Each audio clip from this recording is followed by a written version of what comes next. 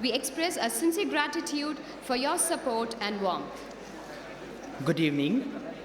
We are highly honored to have Dr. Ganesh Natarajan, Executive Chairman and Founder, 5F World, as the Honorable Chief Guest of this Convocation ceremony and has kindly consented to deliver the Convocation address. We are delighted to have Ms. Vanitha Narayanan, respected Chairperson, Board of Governors, NITK Surathkal, who will be presiding over this function. NITK Surathkal has celebrated its Golden Jubilee during August 2009 and August 2010 in commemoration of 50 years of its glorious existence. This was an occasion to rejoice the success of this renowned institution and also to plan for the exciting future. We are geared up in furthering this legacy to carry forward our institute towards a new horizon. We consider it to be a proud privilege to share this joy among the members of our extended family who are gathered here in this hall in such a large number, and we wholeheartedly thank each one of you for extending such a splendid support to us and for honoring our sentiments. The 15th Annual Convocation is yet another milestone in the life history of NITK Surathkal. It gives us an opportunity to pause for a moment and to reflect from where we started, where we are today, and where we aspire to be tomorrow. We would like to present to the audience the brief itinerary of this Convocation ceremony. Firstly, we start off with the Convocation procession, which is followed by the Institute anthem. Next in line is a brief report and the address by our director. Next is a Convocation address by the chief guest. Then comes the proceedings of Convocation, that is the award of degrees. This will be followed by a felicitation by the meritorious students. Next in line will be the vote of thanks by the director, then the national anthem, and then the highlight of the day, of course, is the Convocation dinner. Respected audience, we earnestly request each one of you present here to please adhere to the following instructions in order to maintain the discipline and decorum of this ceremony. Graduates may please be seated in your respective seats. Please ensure that your cell phones remain switched off during the entire ceremony. Dear parents and happy family members, may please note that children below 12 years of age are not permitted to be accompanied in this hall. We request each one of you to be confined to your seat till the end of the program. Please do not click any photographs. We have arranged for an official photographer. The audience shall rise as soon as the Convocation procession enters the hall. As the procession enters and exits the hall, a shloka from the Taittiriya Upanishad will be played. A few words about the shloka. The Taittiriya Upanishad was likely to be composed around the 6th century BC. And the Taittiriya Upanishad has got 3 chapters, the Shikshavalli, the Anandavalli, and the Bhriguvalli. The Shikshavalli chapter of the Taittiriya Upanishad derives its name from Shiksha, which literally means instruction or education. It mentions a lifelong pursuit of education and includes hints of self-knowledge. The Shikshavalli outlines the basic course content, the nature of advanced courses and creative work from human relationships, ethical and social responsibilities of the teacher and the students, the duties and ethical precepts that the graduate must live up to post-graduation. There will be an institute anthem as soon as the dignitaries occupy the dais. The audience are requested to be seated only after the dignitaries on the dais get seated. Please maintain silence during the entire program. While collecting the certificates and medals, graduates are requested to enter the stage from the left after being called. Ph.D, M.Tech, M.Sc, MBA, M.Sc degree certificates may please be received from the Honorable Chairperson, Board of Governors, Ms. Vanitha Narayanan. B.Tech degree certificates may please be received from our beloved Director, Professor K. Uma Maheshwar Rao. All the medals and prizes are to be received from the gracious hands of our Chief Guest, Dr. Ganesh Natarajan. Here is an important information about National Academic Depository, an initiative from University Grant Commission. Those who are entering into employment or pursuing high studies require a credible, authentic, and convenient mechanism for access, retrieval, and validation of such academic awards. Retrieval of old academic records maintained in paper form is cumbersome. Academic records maintained in paper form are susceptible to hazards such as spoilage and forgery. Students often face difficulties in obtaining copies of their certificates, mark sheets, whenever they are lost or destroyed. Maintaining academic awards in a digital depository, access, retrieval, verification of digitized academic awards, and shall eliminate fraudulent practices such as forging of certificates and mark sheets. Maintaining academic awards in an electronic depository would provide benefit to educational institutions, students, and employers by enabling online access of academic awards, which will eliminate the need for a person to approach educational institutions for obtaining transcripts of such awards or mark sheets for verification.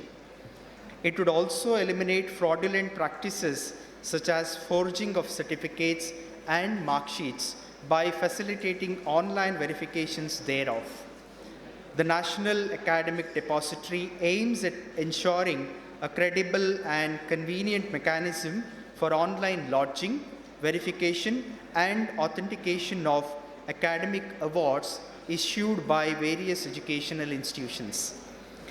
National Academic Depository will operate in fully online mode, allow lodging of academic awards in a digital format, maintaining the integrity of access to the database and of the awards lodged in the database, allow students to retrieve their lodged academic awards at any time, allow employers and other persons with prior approval of the concerned student to verify the authenticity of any academic award, maintain the authenticity, integrity, and confidentiality of the database. After receiving the certificates and prizes, the graduates may please leave the dais from the right side and go back to be seated in their respective seats. Those graduates who are to be conferred with medals may please occupy the earmarked seats at the front after receiving their certificates. A very important point to be noted: in case of any discrepancy being observed in the certificates received by the graduates, the same will certainly be rectified later after the ceremony. Please do not ask for any clarification on the dais immediately, or do not wait near the dais seeking any clarifications. There will be an auspicious oath-taking ceremony immediately after conferring all the degrees and awards. The graduates are strictly instructed to keep the oath card intact and not to mishandle the same after the oath-taking. I repeat, the graduates are strictly instructed to keep the oath card intact and not to mishandle the same after oath-taking. Any kind of wrong handling of oath card is equivalent to disrespecting one's own degree and in turn brings down the image of this great institute. The audience are requested to rise for national anthem at the end and shall remain standing till convocation procession leaves the hall. The convocation is declared closed only after the national anthem is sung. Graduates and the respected audience are expected to have patience till this time in order to exercise decency and discipline of the program.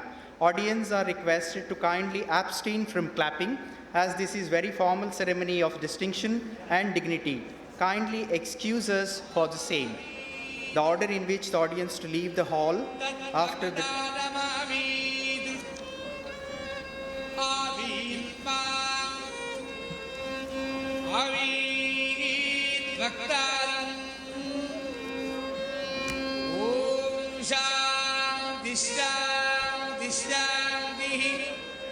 शल्लाभित्रस्य वरुणः शल्लाभवत्तर्यमा शन्न इन्द्रो बृहस्पतिः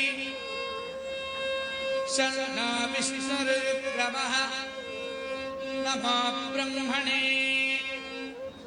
नमस्ते वायो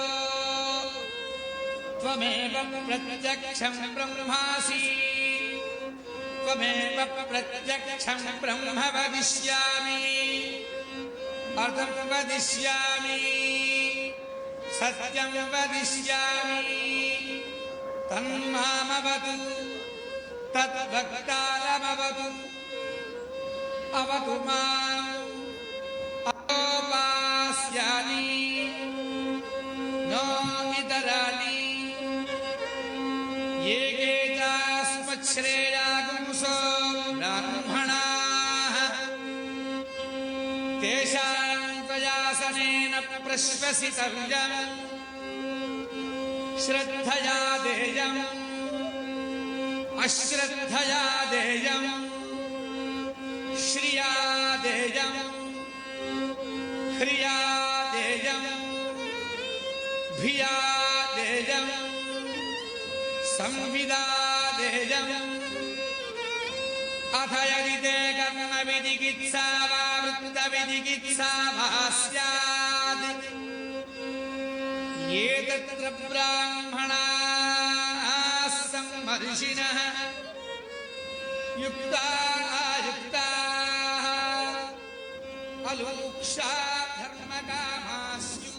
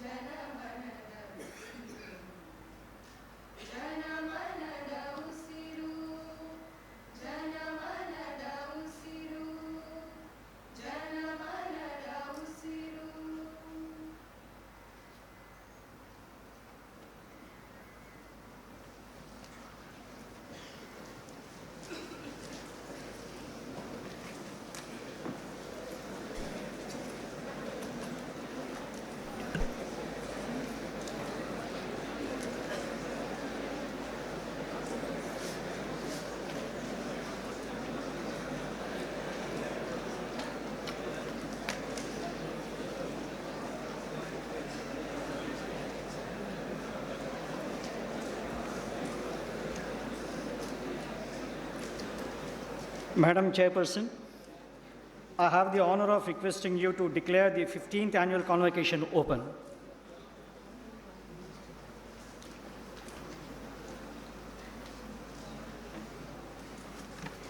I declare the 15th annual convocation open.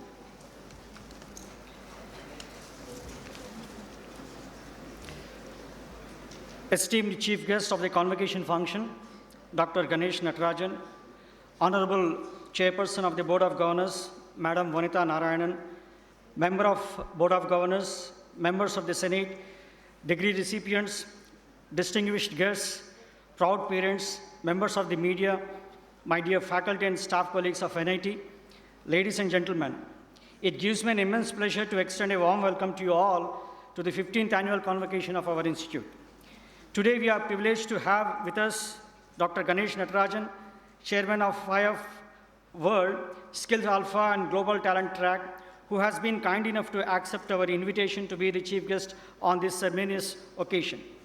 Ganesh Natarajan has succeeded in his corporate and social sector. Having built two successful listed companies, M.Tech and Zensar, he has changed the lives of millions of youth through provisions of employment and enabling employment through training. He is recognized for exceptional entrepreneurship by the Government of India, Ernst & Young, and various forums in Asia Pacific. He also lectures at various international forums and has spoken regularly at INSED, AESE, and Harvard Business School. On behalf of the Institute, on my personal behalf, I extend a warm welcome to Dr. Ganesh Natarajan.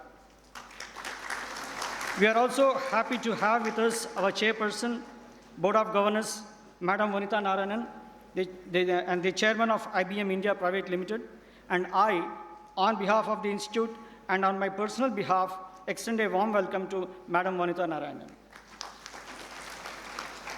I once again extend you all a very hearty welcome on this solemn occasion of the 15th annual convocation of our institute. I am delighted and feel privileged to be amongst the august gathering of so many eminent persons, visionary, men and women, parents and the graduates. I especially welcome all the graduates of the year 2016-17, the batch, the future of the country, and I welcome all the members of NITK family, the faculty, staff and students to this solemn ceremony. NITK is committed in creating excellent human resources to meet all the all-round needs of the country in the areas of engineering, science, social sciences, and management. While our vision is to transform our students into responsible citizens and competent professionals, focusing on assimilation, generation, and dissemination of knowledge, our mission is to impart high-quality education, develop talented and committed human resources that will serve the society with distinction, facilitate interaction among the various stakeholders, and promote the highest level of professional culture. Our sincere efforts to fulfill all the commitments envisaged by NITK Act and NIT statutes are being fully supported by our own Board of Governors, the Government of India, the Government of Karnataka, and all other key partners and agencies. Over the years, NITK Surathkal has achieved significant growth in various spheres of activities. Our efforts in teaching, infrastructure building, research and development, testing and consultancy, developing entrepreneurship, and student training and placement have been responsible for NITK being placed amongst the top technological institutions in the country. I wish to place on record our deep appreciation for all the contributions of the members of the faculty and staff in imparting quality education, R&D efforts, and testing consultancy initiatives. We also wish to acknowledge the strong support we receive in all our activities from our distinguished alumni who occupy coveted positions in the industry. It is now my pleasant duty to place before you a brief report highlighting our significant achievements during the year 2016-17. I wish to place before you some of the new initiatives being taken at NITK so as to scale greater heights in teaching, research, and outreach activities and get recognized as institution of eminence with international recognition. NITK, an institution of national importance, is governed by Board of Governors under the NITK Act 2007, statutes laid down by the Government of India. The present Board of Governors is chaired by Madam Vanitha Narayanan and consists of representatives from Government of India, Government of Karnataka, industries, educationalists in Institute Senate. The director is the executive head of the institute. The day-to-day activities are carried out by the director with the support of deans, heads of the department, professors in charge of various activities, registrar, deputy registrars, and assistant registrars. A number of committees have been formed to facilitate the decision-making process. Availability of high-quality human resources has been the major factor contributing to the success achieved in different spheres of activities at NITK all these years. The institute is making concerted efforts to fill up the vacant positions, both in faculty cadre as well as non-teaching staff. The process of recruitment of assistant professors and personnel of non-teaching positions has already been taken up. In addition to the teaching and administrative responsibilities, the faculty and then staff members of the institution are continuously involved with R&D activities, outreach work, and training programs.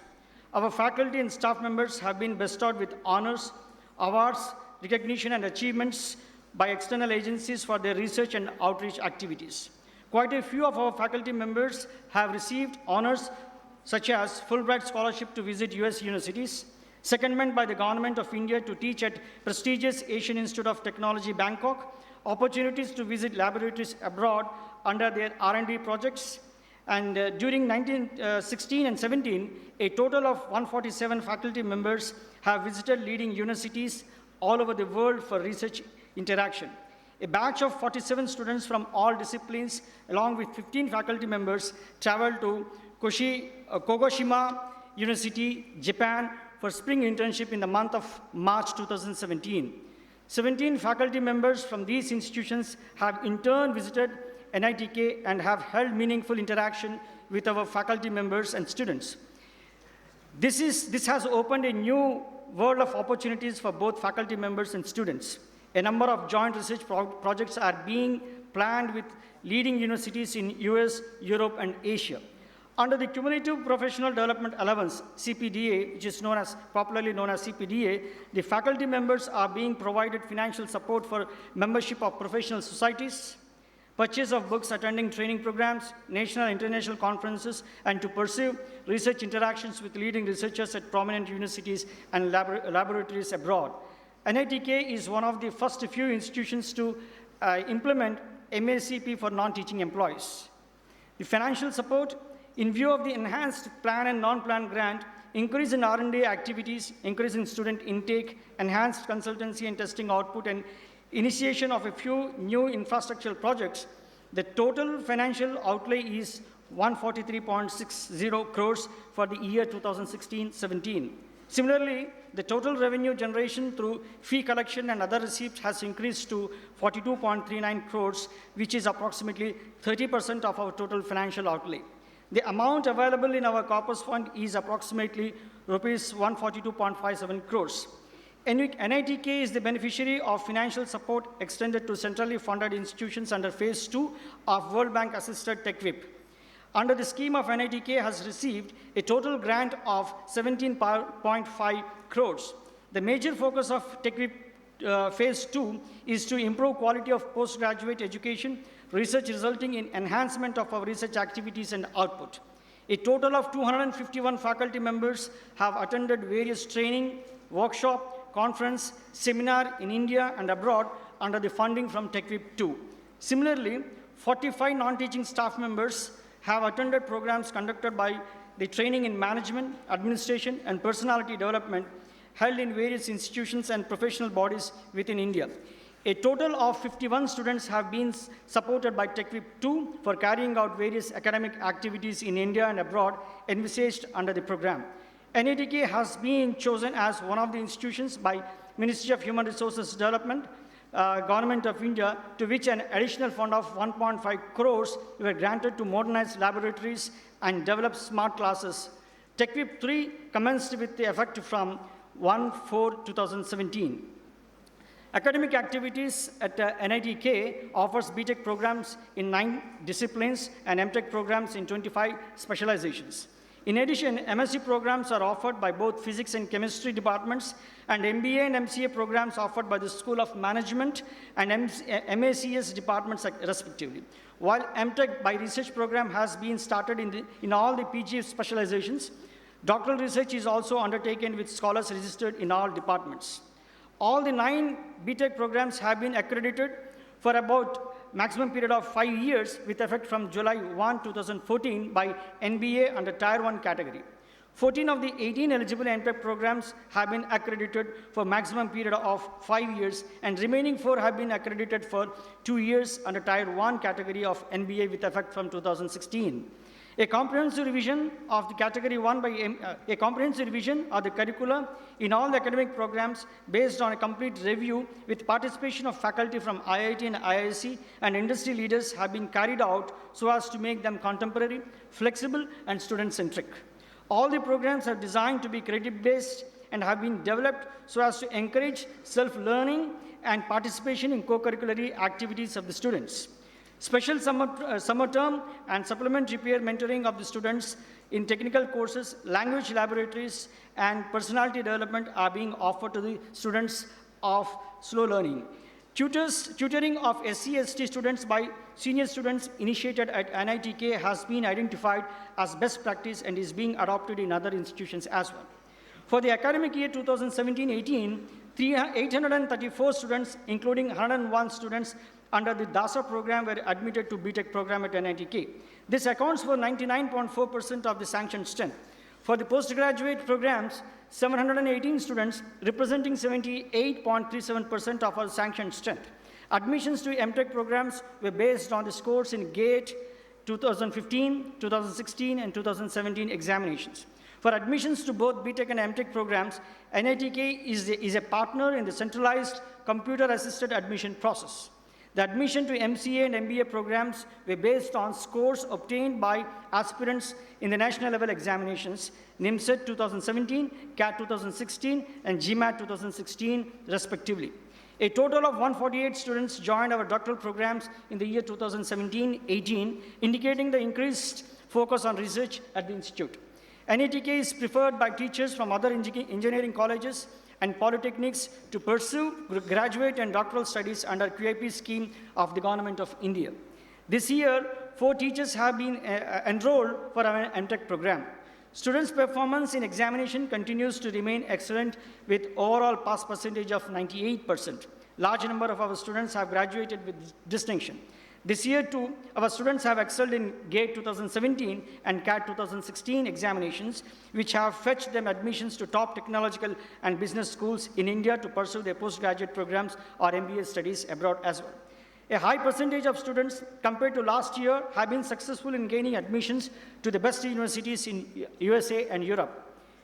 Web-based learning materials, especially those supported by National Program on Technology Enhanced Learning, NPTEL, are increasingly being used by our faculty and students. State-of-the-art facilities like audio support systems in classes, virtual laboratories, virtual classrooms, and video conferencing facilities have been created and are being increasingly used. R&D activities at NITK.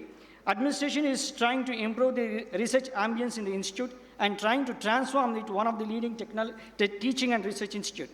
The faculty and the research scholars are pursuing a large number of sponsored projects from various funding agencies like MHRD, DST, CSR, DRDO, DBT, MCIT, and so on. At present, the institute has about 77 ongoing externally sponsored R&D projects with a total budget of rupees 55 crores. Our faculty have also have international collaborative research projects with Korea, Malaysia, Japan, Switzerland, etc. Currently, 865 students are enrolled for doctoral program at NITK. I am very pleased to state that 58 candidates are going to receive their doctoral degrees in this convocation. During this year of report, our faculty have contributed 530 research publications in international and national journals and have presented 417 papers in international and national conferences. Initiatives are being taken to encourage faculty and students to patent their ideas and new technologies developed by them. During the year, 85 of our faculty members have attended conferences outside India to present their research findings and for their research interactions. Creation of centers of multidisciplinary research, establishment of industry-sponsored professorial chairs, increased R&D collaboration with industry and networking with our alumni are some of the measures being pursued to promote R&D culture at this institute.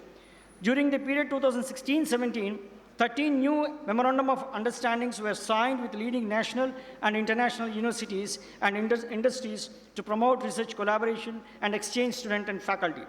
Continuing education programs are crucial for faculty development. NITK has conducted 75 such programs for the year 2016-17, including workshop and conferences in major areas of technology, pedagogy, and content delivery and research. And coming to the infrastructure facilities, consequent to the growing number of students entering the institute, the Government of India and their academic needs, the infrastructural facilities in the institute campus are being added regularly and upgraded. The institute is spread over 295 acres of land and is presently having 2.3 lakh square meters of the built-up area. The main infrastructure includes administrative offices, main buildings, central computer center, central library, lecture halls, staff recreation center, seminar halls, Silver Jubilee, auditorium, healthcare centers, yoga center, and so on. And then there's the staff residential quarters, about 320 dwelling units, swimming pool and other sports amenities are also present on campus. Almost all the departments have provided with independent buildings. There are around 150 classrooms in different buildings. The sports amenities include cricket ground, football ground, basketball courts, volleyball courts, table tennis, ball badminton courts. A fully fledged fitness center gymnasium is also available in the premises of the mega hostel block. The campus also provides amenities such as food courts, canteens, student cooperative society, staff cooperative society, banks with ATM, post office, NCC office, and so on. The new infrastructure facilities, which you must have already noticed, that a new lecture hall complex with 12 classrooms, 8 lecture halls, 1 Senate hall, 1 seminar occupied in the month of December 2016. A new ladies hostel of 250 single-bedded hostel is already ready and then occupied. A new building for the Department of Computer Science and Engineering is ready for occupation. A new library building is also ready shortly for occupation. There are 3 sewage treatment plants on campus presently treating water, for one of the STP is being used for the secondary purposes in the mega hostel. The campus is provided with 33 kV electrical substation. It has also been proposed to draw a separate dedicated 33 kV feeder line from 110 kV substation of MESCOM. With the assistance of MESCOM to the institute, will get an uninterrupted power even during the maintenance of MESCOM. In addition, the institute is having many generator sets of various capacities housed in various powerhouses, generating 1,200 kilowatt-hour power. The institute has installed grid connection, solar PV panels at the roof of 11 buildings, which will generate 100 kilowatt peak solar energy. The rooftop solar panels are installed on RESCO model of MNRE and with assistance of Solar Energy Corporation of India Limited. The campus is having adequate storage water facility in the forms of sump tanks and overhead tanks. In addition to getting water required for the campus from the city corporation, the institute is also having sufficient number of own water resources in the form of open wells and bore wells. The institute has constructed an underpass across the national highway so as to connect the western campus as well as the eastern campus. To make the existing buildings as user-friendly as possible for persons of disability, passengers lifts are being provided in phases. Passenger lifts have also been provided at Healthcare Center and Central Computer Center building, Old CSC, and Electronics and Communication building, Civil Engineering building. The following new buildings are under construction in the institute campus through Central CPWD: Boys Hostel, new sports complex, faculty apartments, non-faculty apartments, extension of new mechanical block, extension of applied mechanics block, extension of PG chemical engineering block. The following new projects are in pipeline, which shall be taken up depending upon the availability of grants from the government. A new building for the School of Management, a new building for the School of Interdisciplinary Studies, additional faculty apartments type 4 and type 5, type 6, additional non-faculty apartments type 3 and type 4, a new entrance gate with modern security arrangements at the main entrance from the highway opposite the guest house is what is contemplated.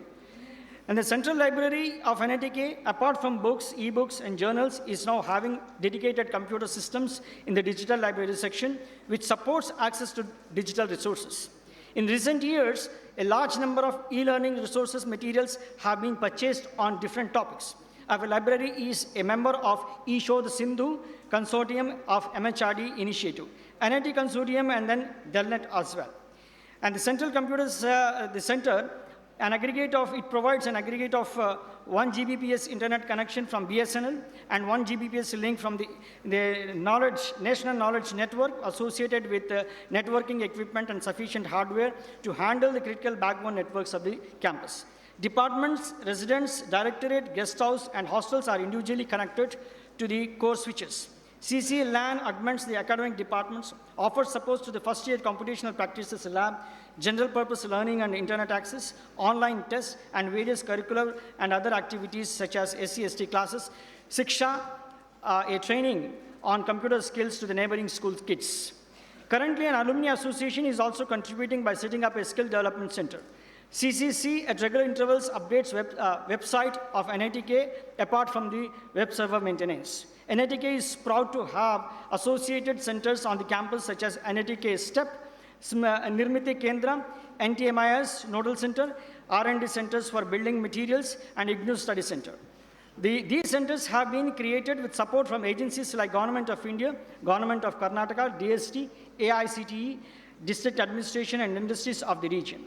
These centers are effectively contributing in the areas of rural development, technology transfer, incubation of new entrepreneurs, and then training of governmental and industrial personnel, etc.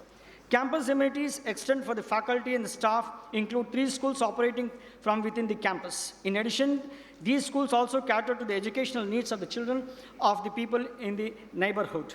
Institute administration, supported by our Board of Governors, has taken major steps in improving the healthcare facilities for the students and families of the staff and faculty on Institute. Empanelment of specialists to visit the Institute Healthcare Center for consultancy, tie-ups with the leading hospitals of the region to provide speedy and cashless medical treatment are a few of the special initiatives undertaken by the Institute. NITK is ranked among the top performing institutions in the country for the campus placements. During 2016-17, 248 reputed companies visited campus, of which 162 companies were in IT and software sector, while others were core industries in different disciplines.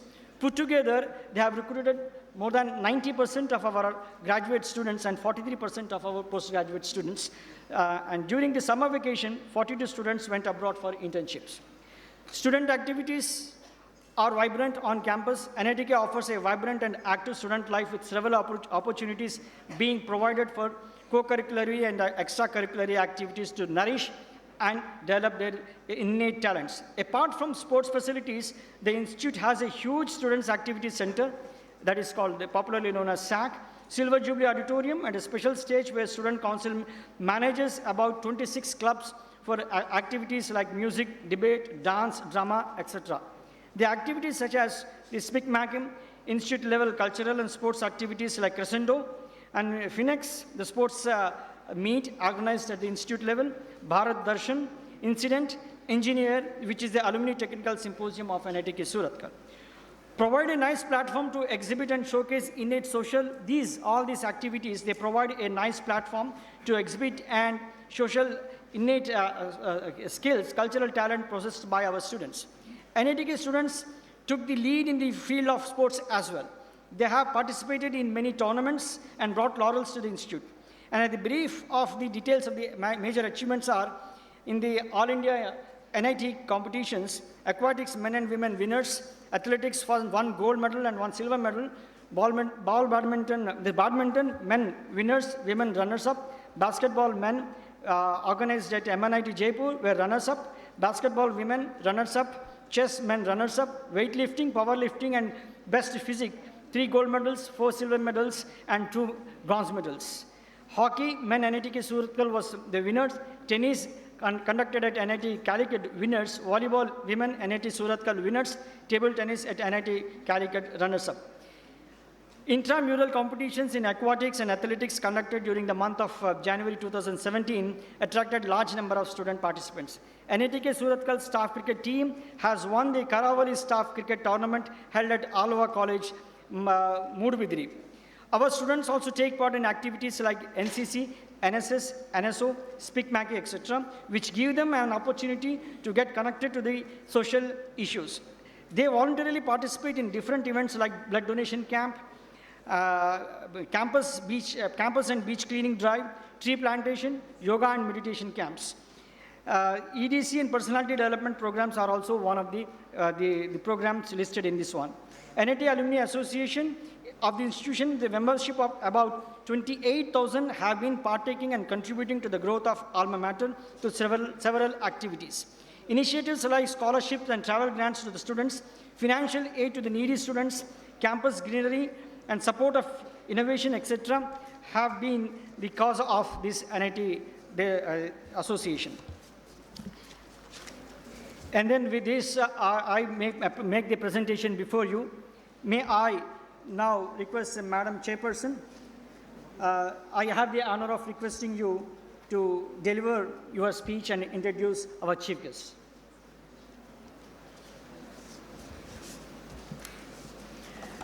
Thank you, Director Rao. Good afternoon, everyone.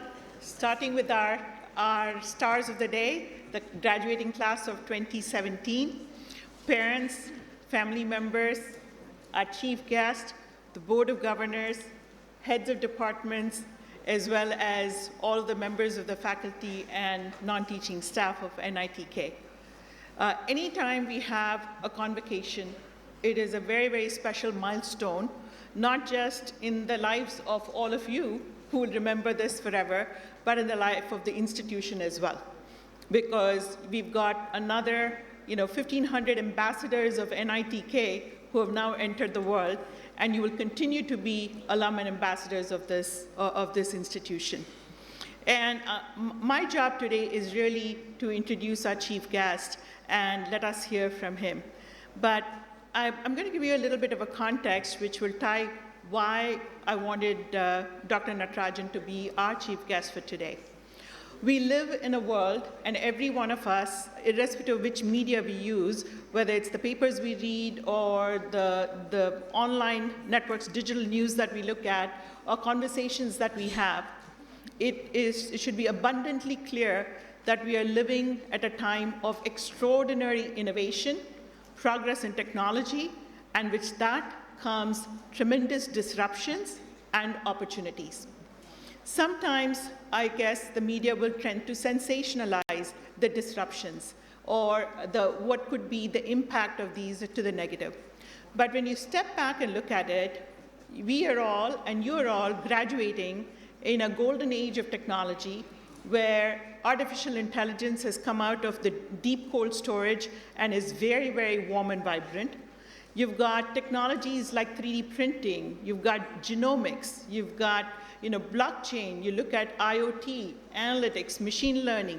In every field we look at, technology today is coming to a point where it's no longer just interesting technology, but it is making a difference to how we live, how we interact with each other, how we work, how we're going to manage our professions and our careers, and how we're going to deliver value to companies, families, communities, and the country.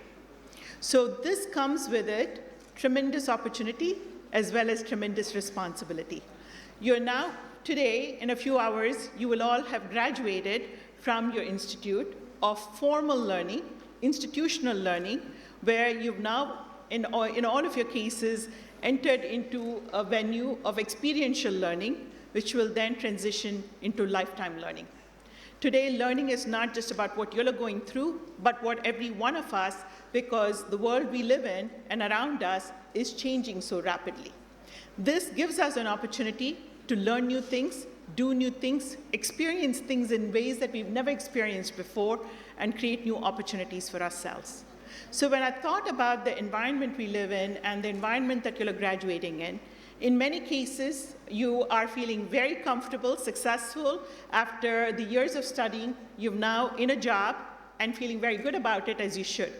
In some cases, there's probably a little bit of uncertainty still in terms of what does the world hold for me? What is the next step for me? But irrespective of where we are, the things that I wanted to look at and hear from someone whose both life as well as resume is exactly what I think each one of us wants to take away. The director actually introduced Dr. Ganesh Natarajan with all of his accomplishments. But let me read out a few things which really caused me to want Ganesh to address us today. When it comes to academics, Ganesh graduated as a gold medalist from Birla Institute of Technology and the NIM School in Mumbai, and he has a Ph.D. in knowledge management from IIT Mumbai and an advanced management program from Harvard Business School.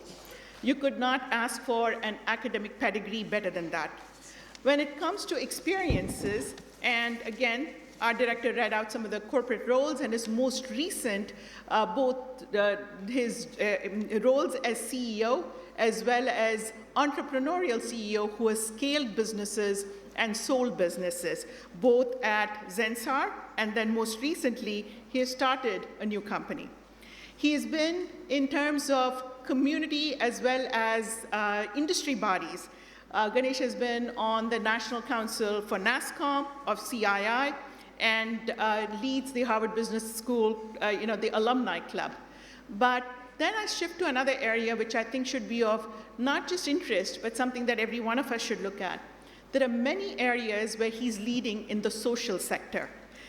One of them is his role, and where we see him on the national EC of NASSCOM as well. He is the founding head of NASSCOM's foundation. So this is the foundation that focuses on a variety of skill development as well as capability development in the country. And this is something that Ganesh internalizes, and you can see him both in his personal capacity and his professional capacity, a variety of things that he does continually about encouraging not just individuals, but at a personal level. I can tell you, having been on a few platforms with Ganesh, a person of tremendous intellectual curiosity, social connectedness, and extraordinarily social, because you will see Ganesh on every social platform on a very regular basis. So it is my pleasure and privilege to welcome our chief guest, Dr. Ganesh Natarajan. Ganesh, over to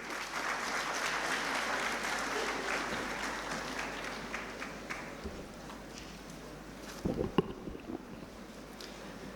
Chairman of the board and my friend Vanitha Narayan, Director, members of the Senate, Board of Governors, members of the faculty, parents, and the graduating class of 2017. This is about the time when you're thinking 20 minutes more and this agony is over and we can get our certificates, right? Anybody not thinking that? I've been through this experience 4 times in my life. It always starts like that, okay? So one thing I can promise you is I'm not going to give you a lecture. I'm going to try and entertain you, okay, which is not very usual in convocation speeches, I know, so hopefully Vanitha will forgive me for it. And most important, I'm going to leave you with 3 messages, and we'll do a quiz at the end of it to figure out whether you understood the messages or not. That fair? And I promise you I won't take the full allotted time, okay? So take those eyes off those mobile phones and listen to me, okay? So the first thing is, let me tell you a bit of the story of my life. I grew up in a place which was completely unknown in the 60s where I grew up, which was a little village called Tatis Silvai in the state of Jharkhand. In those days it was Bihar, very close to a city called Ranchi. Now if I say Ranchi, 20 years back everybody would say, where's that? Never heard of this one.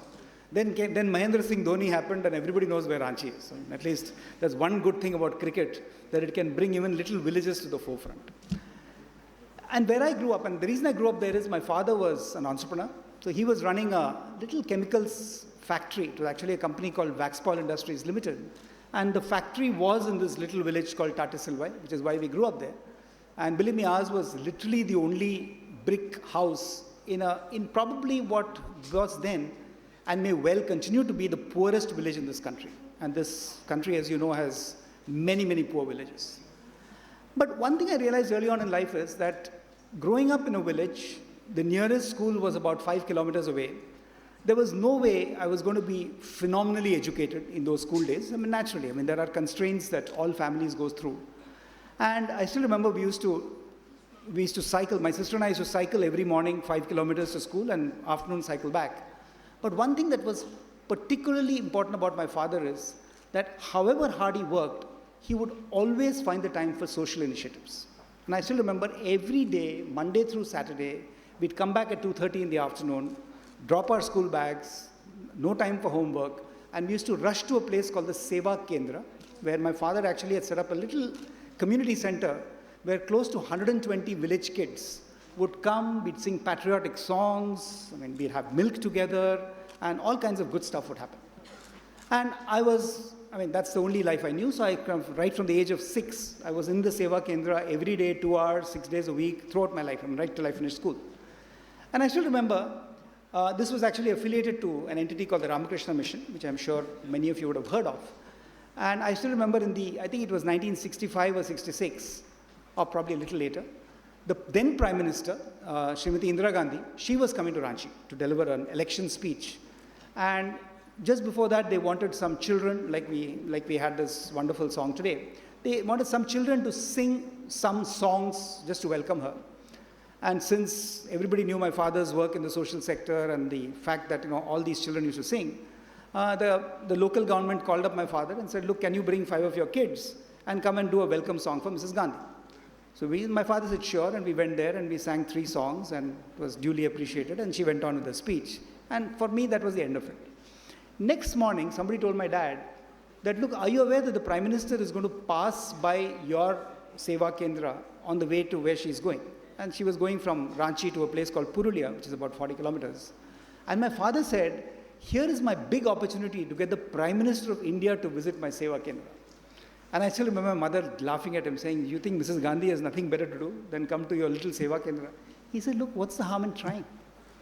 So he came up with this great plan. 7 o'clock in the morning, which is when she was supposed to pass by, he got the same 5 of us wearing the same clothes we had worn the previous day. It was a little uniform, blue trousers and yellow shirt, and said, you stand on the road, it's a highway, mind, okay? Stand on the road and sing the same song.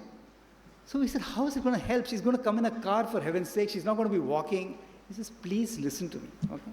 So we sat there. And then suddenly we saw the first car. In those days, it used to be only white ambassador cars, which used to carry the heads of government. And there used to be 40 cars and 3 ambulances. You never knew which car contained the Prime Minister. And sure enough, one car after the other passed by, the ambulances passed, and all we could see was dust in the distance. And we said, now can we go home, please? My father said, wait. And you would be amazed, 3 minutes later, one car turns back and comes all the way back to us. Mrs. Indira Gandhi gets out of the car and says, weren't you the children who sang that song yesterday? So my father, this is his great opportunity. So he said, yes, ma'am, and no, ma'am, if you have 10 minutes, can you please come and visit our Seva Kendra? She came and spent 20 minutes with us, actually sang with us, and we were amazed. And my father said, look, if you believe something can happen, okay, if you believe and you have the optimism and the good intent to say I'm doing it for a purpose, it will surely happen. So this is something I learned early on in life. And when I finished school, there was no way I was going to get into IIT or NITK Surathkal. In those days, REC Surathkal. I'm sure it was still there. But it was unlikely I would get in there. But that time, a little engineering college had opened up sometime back in Ranchi called BIT Mesra. Today, it's quite popular, by the way. But in those days, it was relatively unknown. And it was 10 kilometers from my house. So the easiest thing was for me to go and study there. And believe me, till the age of 19 or 20, if there is something called aspiration, ambition, motivation, etc., it didn't exist for me. Okay, it was just that, look, life would throw me some curveballs, life would throw me some opportunity, and let me take this. After that, through NITK, which is where I did my industrial engineering, and that is when I had the privilege to hear my first convocation speaker, I missed the BIT Mesra convocation, who was Dr. Kurian. If any of you have not heard of Dr. Kurian, he was the person who actually made the Amul movement happen in this country. The whole concept of the Amul Cooperative Milk Marketing Federation and, what was an absolutely amazing movement, which I believe should come up in skills as well, but that's a different topic, was done by him. And in his speech, and he spoke for hardly 20 minutes, he actually showed us what was the future. What was the India of the future that we were entering in as industrial engineers, and what were the kind of opportunities that we would get to see. It kind of opened my mind, and I said that, look, while I was being trained to be an industrial engineer, and one thing I learned from Dr. Kurian is, whatever you've learned so far is great. It's great maybe for the next 1 year of your life, because you will get a job or do an entrepreneurship venture based on what you have learned so far. But what is most important is how you keep your eyes, your ears, everything open for opportunity. Exactly what my father showed me many years ago in that Indira Gandhi experiment. And if you look at my career since then, I started as a shop floor mechanical engineer in a company called Crompton Greaves in Nasik, which is in Maharashtra. After 4 years, I mean, this was in the late 80s, they were trying to implement computers for the first time, and I was not a computer engineer. I had no clue of IT. But I said, here's an opportunity, because there are so many mechanical engineers in Crompton Greaves, but there aren't enough people who will hold up their hand and say, let me develop a full-fledged computer system for you, which will make your production planning, materials management system better. And I was all of 25 years old, and they gave me the opportunity. And it kind of led me to one thought or one opportunity after another. Sooner or later, I met a person who said that, look, we are setting up a new company in the city of Mumbai, where we need somebody to run it who has some understanding of technology and an understanding of mechanical engineering. And I said, sure. So we set up a company. 3 years later, I went and joined NIIT. And in 1991, I still remember, I was all of 32 years old then. I was sitting there. My life had taken me from mechanical engineering to technology to one entrepreneurial stint to now a general manager in NIIT. And I get a call, this is a Sunday morning, and I'm sitting in my house in South Delhi. I get a call from a headhunter and saying that, look, we're looking for a CEO for this new company called M.Tech. Would you be interested? So first of all, I had no such pretensions that I was old enough or mature enough to be the CEO of a company. I was at that time having a tough time with my boss. So I said, look, there's a great guy that I know called Arvind Thakur, who was my boss. And I said, I'll give you his phone number. Why don't you talk to him? Arvind today, by the way, is the managing director of NIIT, a very good friend. But they said, no, you're the guy we want to talk to. So I said, look, if there's a fool who wants to make me the CEO at the age of 32, why not? Okay. So I remember I went and met the then founder of the company, Mr. Atul Nishar, who is still very much a part of our NASSCOM, Executive Council, etc. And he told me that, look, the reason why we're looking for a really young person to be the CEO is, we need to overtake the market leader, which was NIIT. We need somebody who has that experience, and we need somebody who will not have any fear of failure. Somebody will just come in and say that, look, let me try my best. The worst case, what happens? We're not able to do it, and it's a failure. That's fine. So I said, if that's what you're expecting, I'll make it happen for you. And I still remember, 1992, we sat down. There were about 150 of us in that organization. And, like any of you who have studied or have an interest in management will know, the first thing organizations do is they go out and build what is called a vision statement, saying, what does this company want to grow up and be 10 years from now? And fortunately, I had no experience in management, so I didn't write that vision statement. And later on, I was thinking, if we had written a vision statement at that time M.Tech was 9 training centers in 2 cities, literally Mumbai and Jamshedpur, don't ask me why. And if we had drawn up a vision, what would we have said? And I was thinking, maybe we would have said that, look, from 9 centers, we want to be 100 training centers by maybe the year 2000. And we want to be not just in India, but maybe at least one other country outside India. That could have been a good vision. When I left M.Tech, thanks to the high energy of a very, very young, very, very capable team, we had 1,400 centers in 42 countries.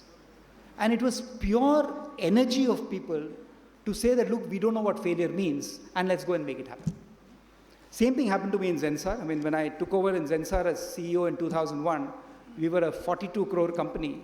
And again, we didn't allow ourselves to do anything but dream of new ideas.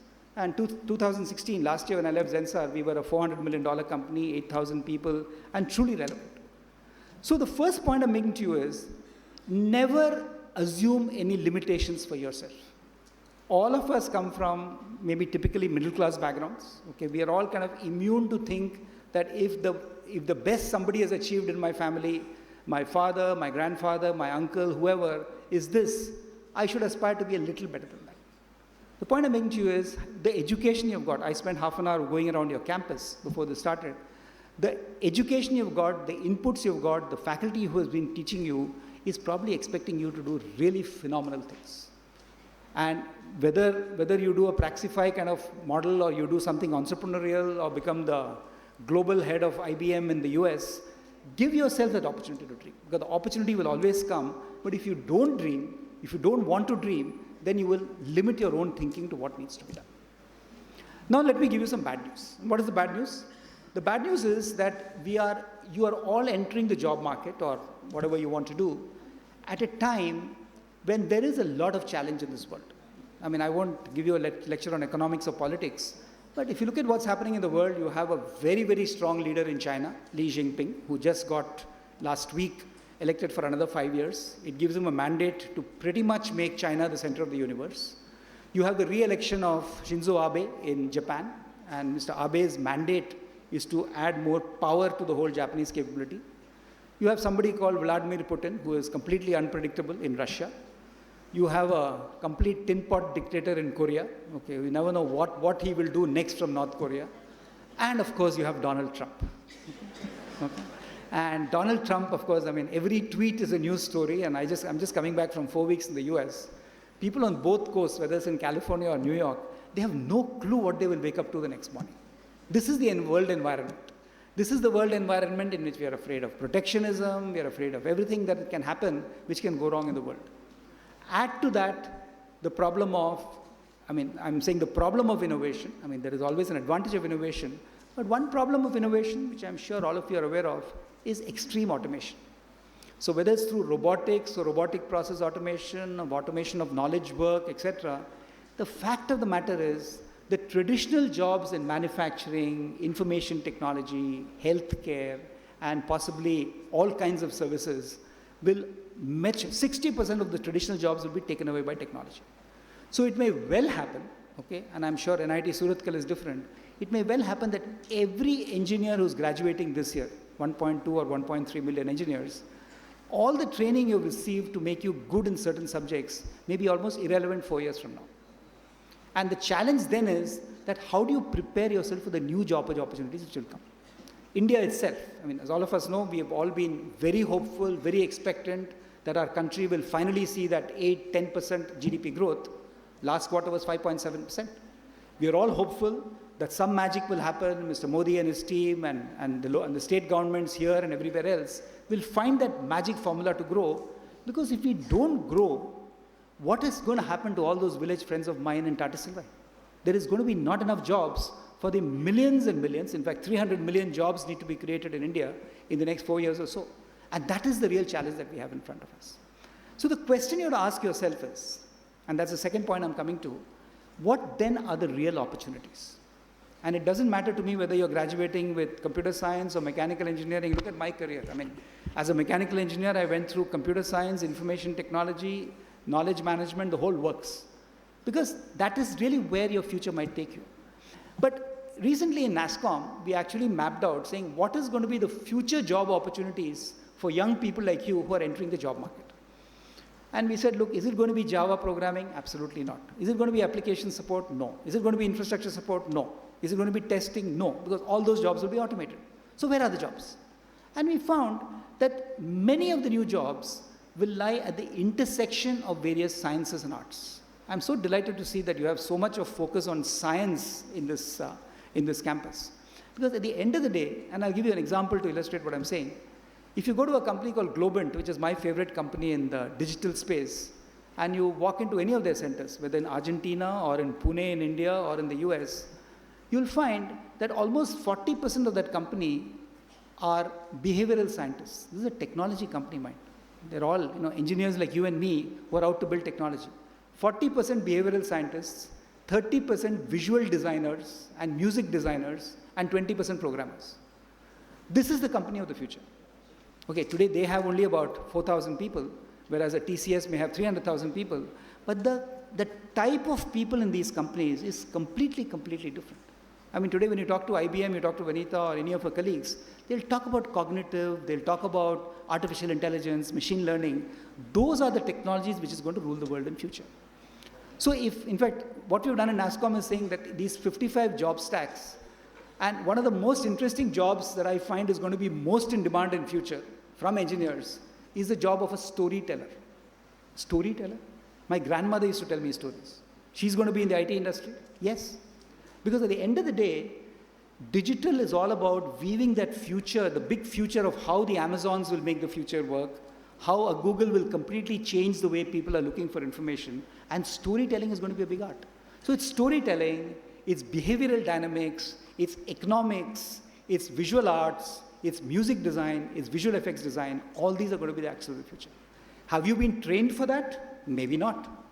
Do you have the inherent engineering capability to understand what it takes to be successful in this area? Yes. But I promise you that this day when you're graduating and when you're going to get your degree is not going to be the end of your education process. Please treat it as the beginning of your learning process. Because only when you continue to learn and look at those opportunities will you be successful. And that is where innovation is all about. Manufacturing. Some of you may have wanted to maybe go and join GE or maybe one of the large companies here, could be Ashok Leyland or whatever. And yesterday I was in a meeting of the Confederation of Indian Industry where we have all the CEOs who meet once in 2 months. Their jobs are changing completely as well. I mean, I was in the World Economic Forum in Switzerland, Davos, in February this year. The entire conference was around this concept called Industry 4.0. Now, Industry 4.0 is the intersection of digital technology with manufacturing. So when you look at the factory of the future, for instance, I mean, it'll be all about how people are using data, how machines of the future will be completely self-healing and self-correcting and so on and so forth. And it'll be all about analytics, advanced analytics, et cetera, et cetera. So every aspect of life, whether it is technology itself, whether it is Industry 4.0, which is factories of the future. I was talking to one of my friends who's a CEO of one of the big banks in Mumbai, and she was saying in the next 6 months, we're going to make 30,000 jobs in the bank redundant because we are implementing robotic process automation. So every simple business process through RPA or robotic process automation will completely change. So the job of the person is no longer to do the process, but maybe to supervise the process and work with a combination of robots and robotic arms to make that happen. A completely new science that we're looking at in future. It's no small reason. I mean, today, if you look at the American stock markets, I mean, everything is zooming. The Dow Jones is going up, et cetera, et cetera. But if you peel the onion and say that, look, where is that real growth coming from? It's coming from what in America nowadays they call loosely the FANG quartet. FANG is F-A-N-G. No prizes for guessing. F is Facebook, A is Amazon, N is Netflix, and G is Google. It's 4 companies, to a lesser extent, IBM, Microsoft, Apple, who are redefining value in the marketplace. And if you need to understand how to succeed in your career, you'll probably have to understand what is the chemistry of these companies and what makes them so successful. And how can we build the next Google or the next Amazon or the Netflix out of this marketplace? That's the opportunity in front of all of you. So I think that's the second point I wanted to make, that do not stop learning even for a second. Because what is going to be extremely crucial as you move forward in your life is how can you look at new innovation all the time. Which brings me to my third and final point. I still remember in the early days, I mean, NASSCOM was just a concept when I first joined NASSCOM in I think it was in 1994. It was hardly 3 years old. And we had this extraordinarily talented, extraordinarily innovative young man called Devang Mehta. Many of you may have heard of Devang Mehta, many of you may not. Devang was a graphics designer and a chartered accountant from Ahmedabad in Gujarat. And he was tasked to actually create an industry. In those days, the industry was about $400 million. Today, this industry is $150 billion and growing. Okay? And there is IBM, and there's Cognizant, and there's Accenture. There are companies like the one I was running, Zensar and TCS, etc., and much smaller companies. All these together make an ecosystem, and hopefully many of you will join that industry, either by joining large companies with your background, or by setting up new companies which will grow to become the new stars of the firmament. And in those days, Devang and I used to be kind of the appointed marketeers for the industry. And we used to go around the world just talking about the power of the Indian engineer. We didn't talk about Indian technology industry. Nobody would have believed us. Because in 1985, it didn't exist. The campuses of Infosys and TCS and all were not there. I mean, it was purely Indian engineering talent which was being sent on planes to Silicon Valley or to London, and they were building the capability. And Devang used to be, I remember we were in Dubai once, and somebody asked Devang a question saying that, look, so what is so great about your Indian engineering that you're talking about? And I love this story, so I must tell you this. So Devang said, let me tell you a story of what Indian IT is capable of doing. And he said, look, let me tell you the story of this sheikh in the middle of the Dubai desert. So people said, what is an Arab sheikh got to do with IT? I said, let me tell you. Okay. He says, one day this Arab sheikh dies in the desert, and they find that he has 3 sons to whom all his property must go. And the main wealth of an Arab sheikh in those days used to be the camels he owned. And they found that, look, the man had 17 camels. And there was a will also that had been left. It was written in Arabic, which the elders of the village came and deciphered. And it said that when the sheikh dies, half the camels will go to the first son, being the eldest, 1/3 of the camels will go to the second son, and 1/9 of the camels will go to the third son. Simple arithmetic. So it doesn't need a calculator to do that. So they tried to calculate this, and they found that, look, half of 17 doesn't work, 1/3 of 17 doesn't work, 1/9 of 17 doesn't work. One thing you do not do in Dubai is to cut camels and give 8.5 camels. It doesn't work that way. So he said, what do we do? And Devang used to say, this is the time they said, look, there is this company called TCS, Tata Consultancy Services, that has been set up in Bombay. Now, this is the days before email. Okay, there was no question of sending a WhatsApp message or an email. So they sent a fax to Express Stars, where Mr. F.C. Kohli, who founded TCS, was sitting there. And they said, we have this big problem. Can you IT engineers solve it? So TCS sent a fax back saying, no problem at all. We'll send one of our engineers. So they sent their bright engineer, somebody, Mr. Malia from NITK Surathkal, who had just joined them. And he gets on to his camel and he goes into the desert. So after 3 weeks, he reaches the place where the Bedouins in the desert are gathered. And he comes on his camel and he asks, so what is your problem? So they tell him this very complicated problem, 3 sons, half, 1/3, 1/9, etc. He says, no problem, you keep my camel also. So suddenly it's 18 camels. The first son gets half of 18, which is 9 camels. The second son gets 1/3 of 18, which is 6 camels. And the third son gets 1/9 of 18, which is 2 camels. 9 plus 6, 15 plus 2, 17. And they say, but we have 1 camel left. And he says, that's my camel. And he takes it and goes back. So he solved the problem. And people used to look at us and saying, my God, we should throw these guys out. But Devang's point was very simple. The reason why India will be successful in technology is that not because we have wealth, we have land, we have whatever. Even then we were a poor country. Even today we're a poor country. But we have Indian ingenuity. In fact, I still remember, we told Prime Minister Atal Bihari Vajpayee that, look, you rechristen IT as India's tomorrow. And it became a slogan for the country in many parts of the world. And this is what we've achieved. Today, if you're proud as people who are part of the IT fraternity from India and say, look, we put India on the world map, it's not us. It's not Devang Mehta, it's not me, it's not Vanitha Narayan. It is the 3.5 million young people like you who joined the industry at various points of time in the last 3 years and have brought that innovation, ingenuity, and made things happen for us. And that is what I exhort you to do, that do not lose that power of Indian innovation that is inbuilt in you. Your faculty members have taught you. Your director has told you this.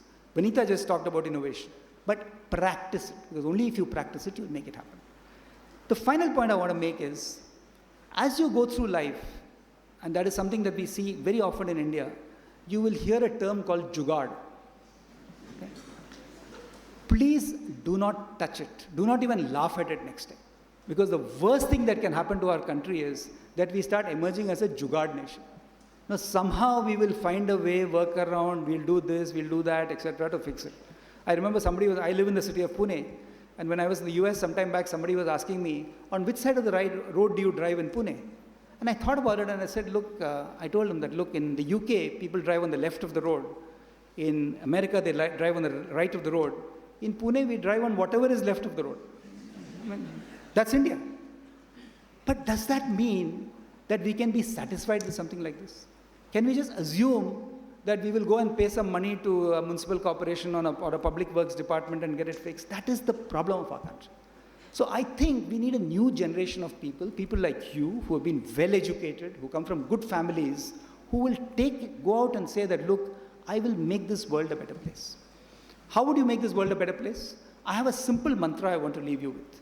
And by the way, that is the name of my new company, 5F World. What are the 5 Fs? The first F is fast.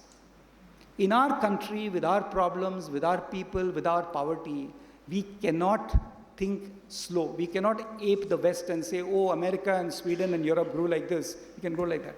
We have to find ways of growing much faster, very similar to how the IT industry grew in this country. The second F is focus. If we let ourselves be distracted by too many WhatsApp messages and too many Facebook messages, we're never going to be successful. So we have to have a focus on saying that, look, this is what I want to do for myself, for my family, for my society, for my country. That is focus. The third, which may seem slightly contradictory, is flexibility. Because if you're not flexible, opportunity will pass you by. I mean, the examples I gave you in the beginning were all about flexibility. When you see an opportunity, jump at it, be flexible, and say, let me grab this opportunity. So it's fast, focused, and flexible. The fourth and fifth F's are my favorite. The fourth F is be friendly. We have all come through hierarchical systems. I mean, we've all come through schools where we were yelled at by school teachers. We've all come through families, especially large families, where the eldermost was given respect, irrespective of whether he was saying the right thing or not. I mean, that's the reality of our Indian system. But in organizations, don't suddenly decide that, look, I'm just waiting till I become the boss, and then I'll show these guys. It doesn't work that way. Our industry has shown, many new companies have shown, that the best way to succeed is to be friendly. So give everybody a chance. It doesn't matter who's too young, who's too old, but friendly is extremely important. And finally, and let me close with this, fun. In India, we are too serious. We take ourselves way too seriously. We don't smile at our professors, we don't smile at our parents, and we say, oh my God, the only time I'll smile is when I'm partying with my friends. It shouldn't work that way. If every moment of your life is you're not having fun, you're not feeling entertained, you will become one of those people who are like this 9 to 5ers and say, okay, let me just go home after this hopeless work is done. If you enjoy every moment at work, if you enjoy the fact that you're Indian, if you enjoy the fact that you're doing something for yourself and your country, I think the world will be a better place. So my only request to you young people is that as you graduate, make sure that you look for opportunity, be as innovative as you can without doing jugaad, being genuinely innovative, and follow the 5F mantra. Think fast, be very focused, be flexible to look for opportunity, and of course, be always friendly and have lots of fun. So all the best to you and have a great life. Thank you.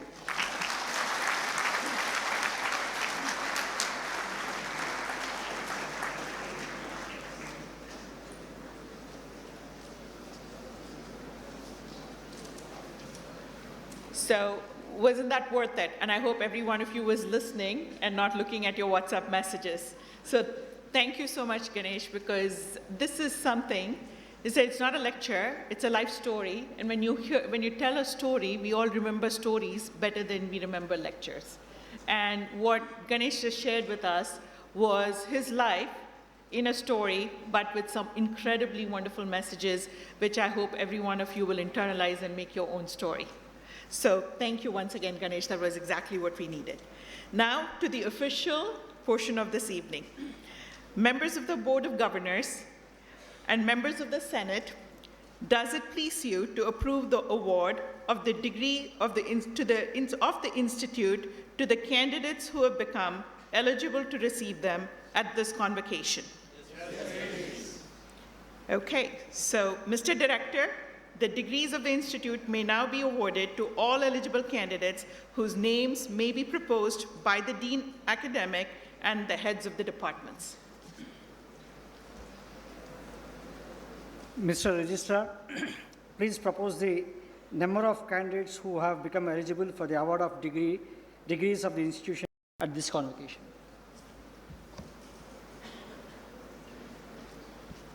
Sir, I propose that 1,523 candidates be awarded degrees of this institute at this convocation, and propose that 906 candidates be awarded the degrees in person and the rest in absentia.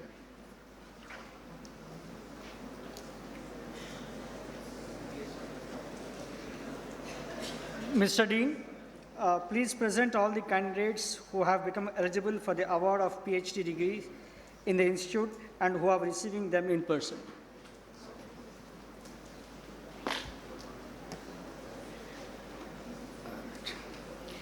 Madam Chairperson, may I request you to kindly award the degrees.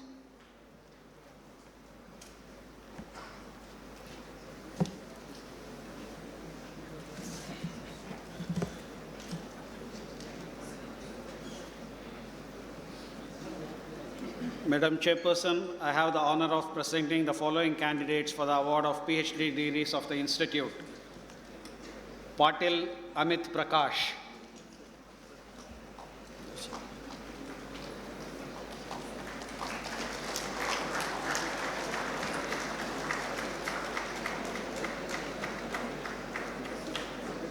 Akshaya B.J.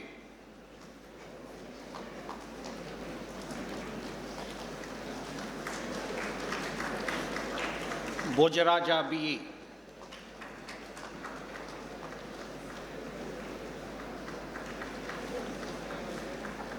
Rohan Maxwell Kolako.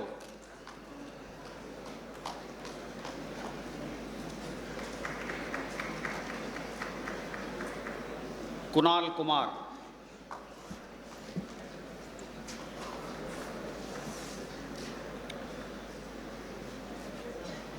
Rajashekara S.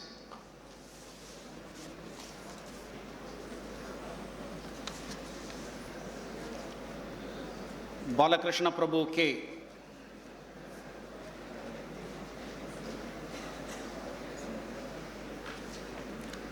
Raghavendra Sitarama Hebbar.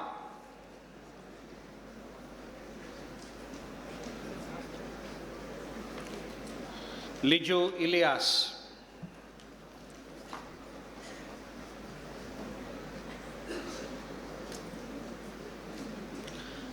Raghavendra Prasad J.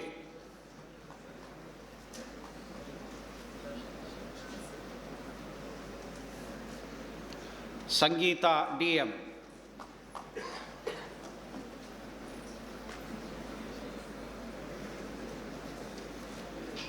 Mithun BM.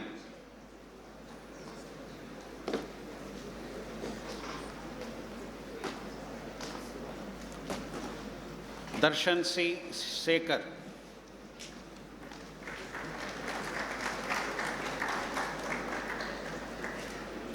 Tangella Bhavani Shankar.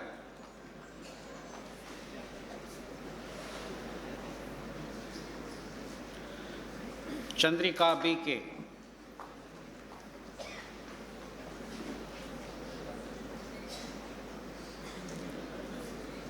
Jagdish DN.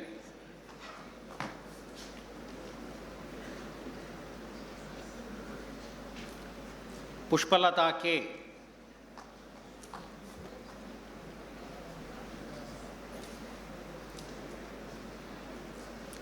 Kumudakshi.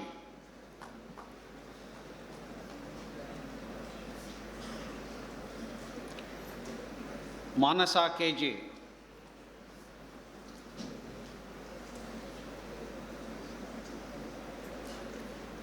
Srinivasarao Nandimenti.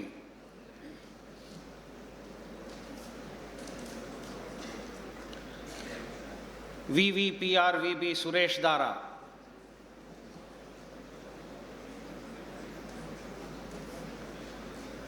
Malik Praveen Vittal.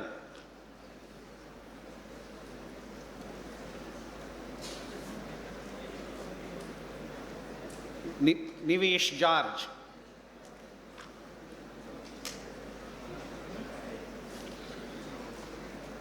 Venkatesh Lamani.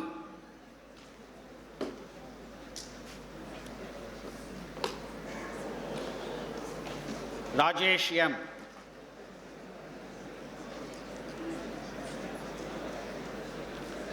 Gopi KR.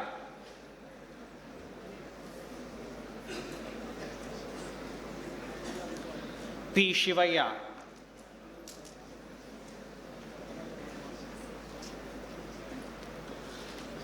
Gururaja Udupa.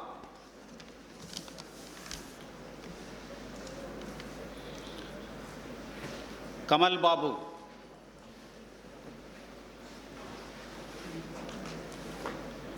Muppala Amarnath Raju.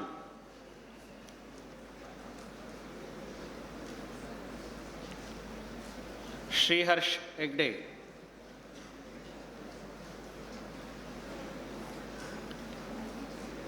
Muralidhar L.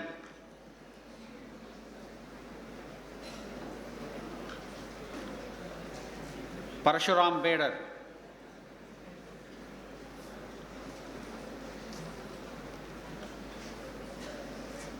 Vignesh Nayak.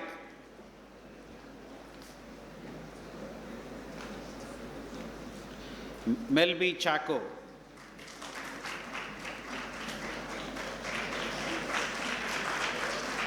Hemant Kumar V.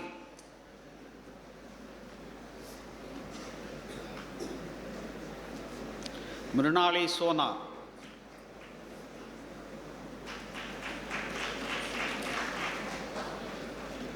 Nagesha KV.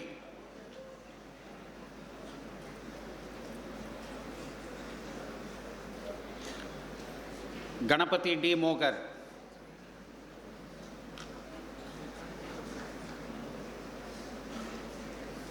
Balla Kalyan,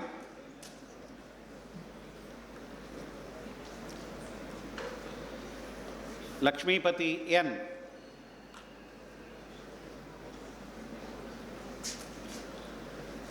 Shrikant Rewachand Lamani,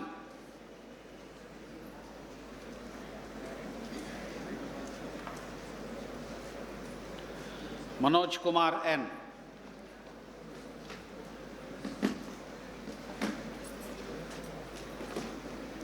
Shauri Ranjana J,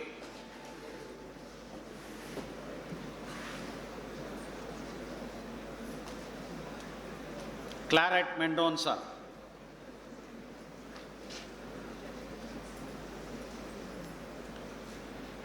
Bibudat Dash,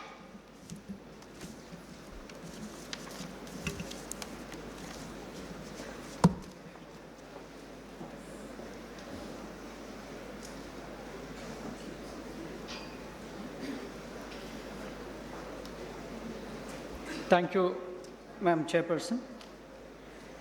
Heads of the department, please present all the candidates who have become eligible for the award of the degrees of the institute and who are receiving them in person.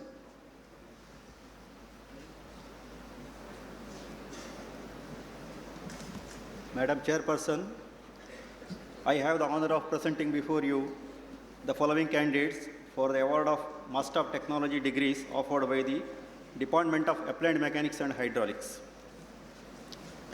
Master of Technology in Marine Structures, Akhil CP. Arun Kumar HS.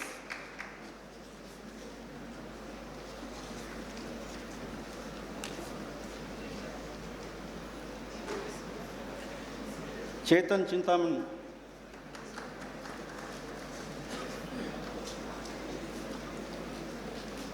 Deepak JS.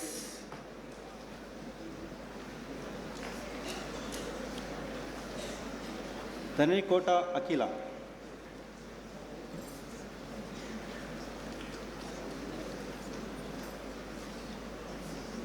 Gedda Ajay Bhargav.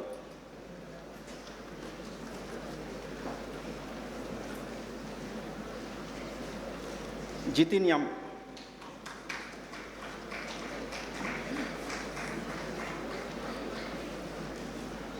K. Srilakshmi.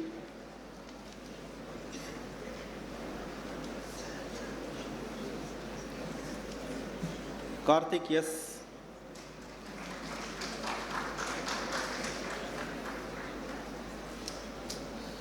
Runku Krati.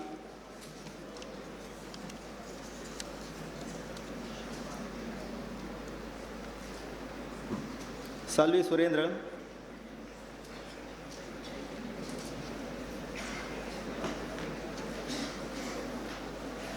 Sanket Ban.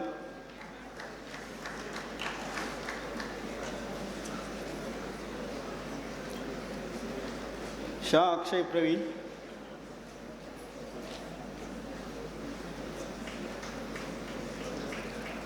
Sharat Kumar S.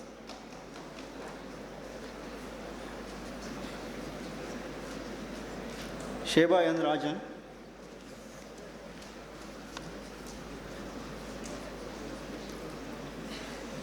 Vandana R. Nath.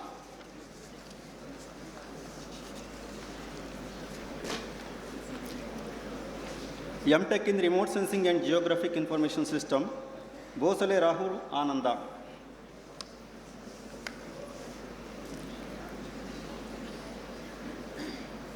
Jubina C.K.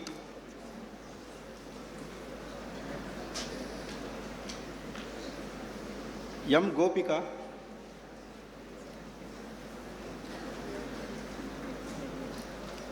Yan Shivashankari.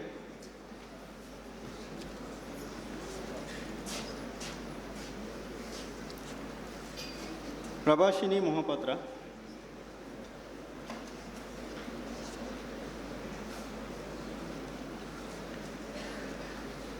Rinette Francis. Master of Technology in Water Resource Engineering and Management, Jose George,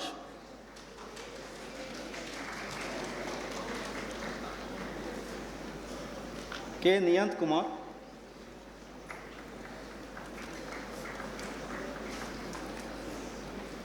Kondeti Pujita,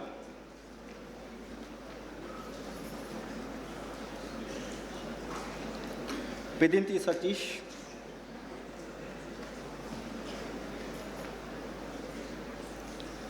Prabal Das,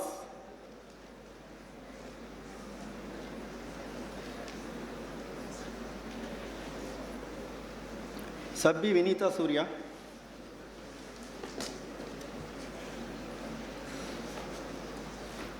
Sharanya T.M.,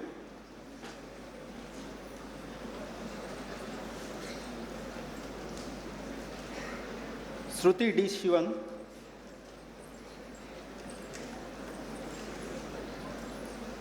Pavitra V. Thank you.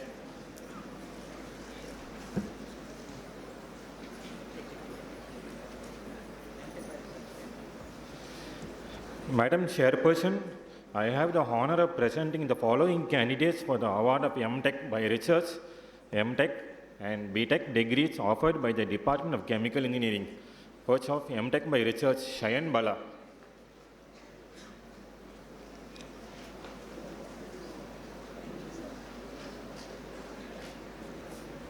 M.Tech in Chemical Plant Design, Bratin Kumar Das.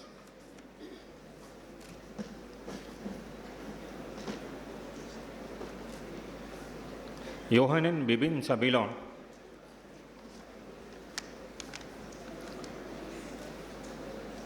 M.Tech in Industrial Biotechnology, Ashwini PR.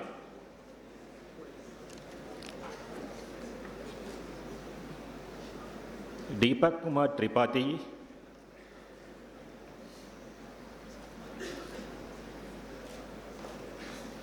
Isaki Muthu Lakshmi V.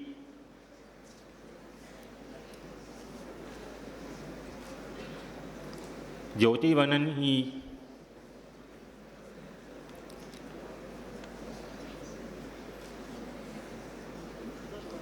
Pujita Bhatt.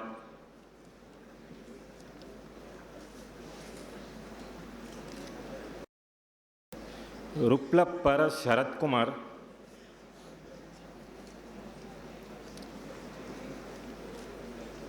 Srinivasa Perumal A.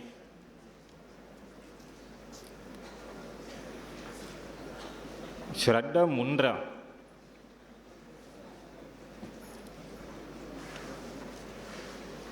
Shruti Srivastava.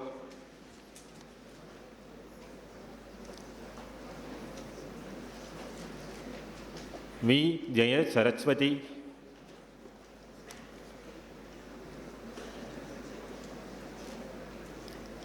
Varisha Farheen.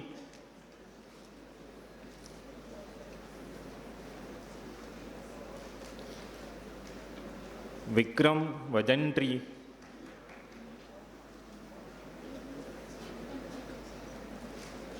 Vishnu Priya D.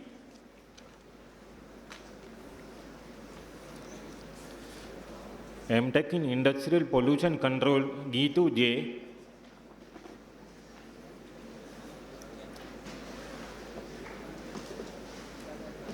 Kushbu S. Chalotkar.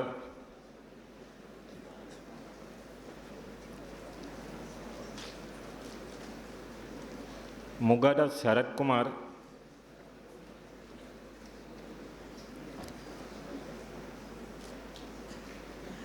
Rahul M.R.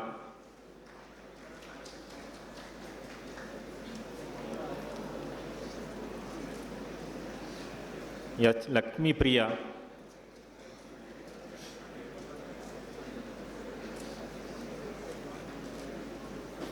Vikas H. Rajput.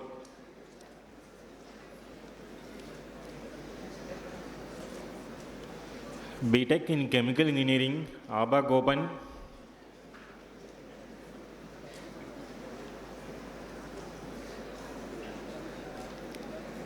Akakkara Karan Francis Leonard.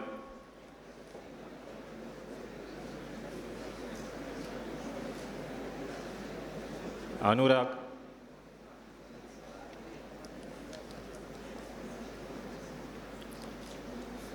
Basham Shai Mohan Gaur,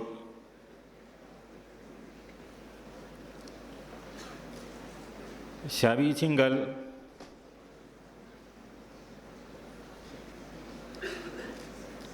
Devajyoti Devnath,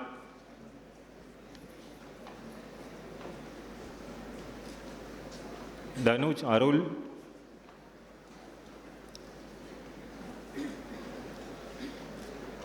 Acharya Dharmanan alias Sartak R,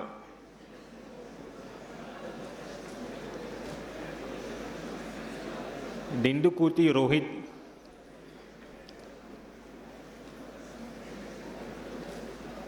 Vachich GR,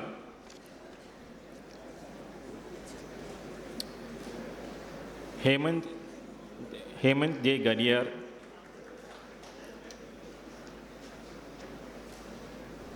Krishishwar V,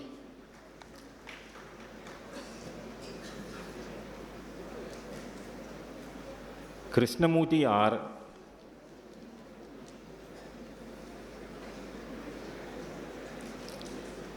Mohammed Ashfaq Anwar,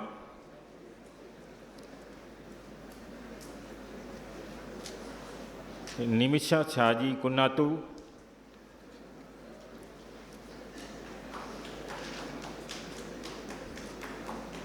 Nitin Kalayel,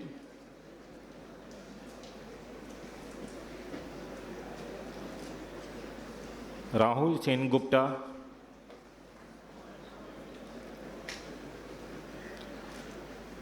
Ahir Rao Roshni Girish,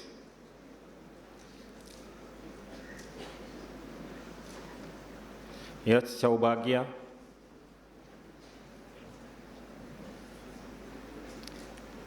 Sachin Gautam Yambi,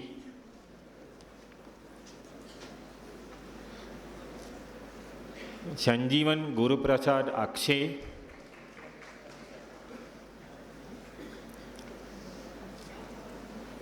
Saptarshi Bhattacharji,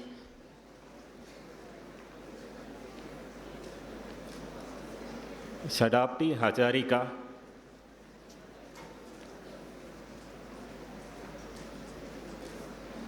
Saurabh Gangwar,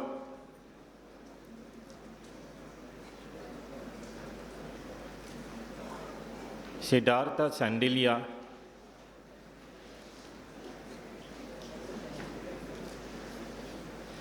Sneha Pandurang Bangar,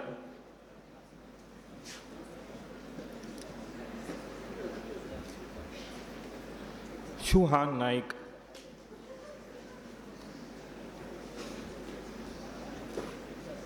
Danik Didi,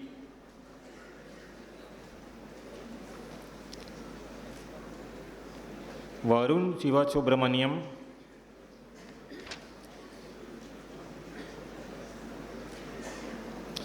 Yenduri Banu Yaswant. Thank you.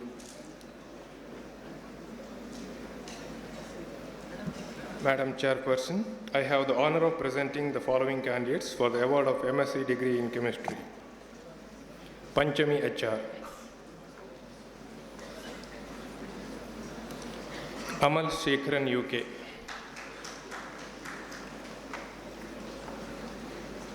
Anusha, Fiona Joylin Mascarenhas,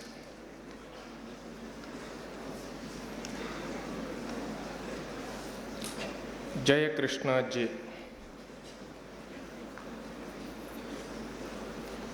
Jayashri B,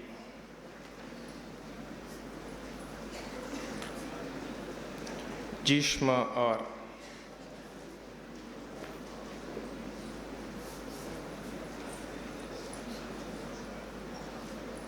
Kavya A.V.,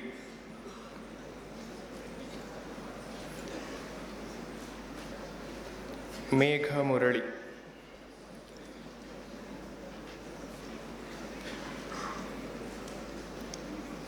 Pritish Rajkumar Moon,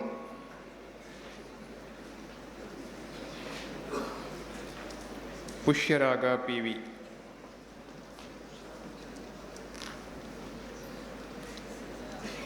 Rakhi K.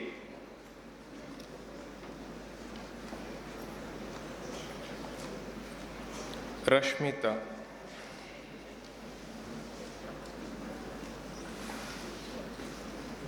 Shisina S.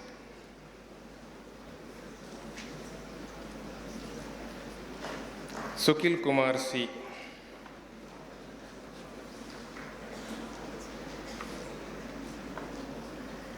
Ushanjali A.S.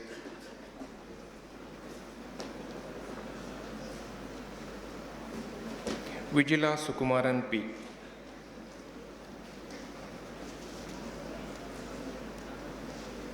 Vikram T. Thank you.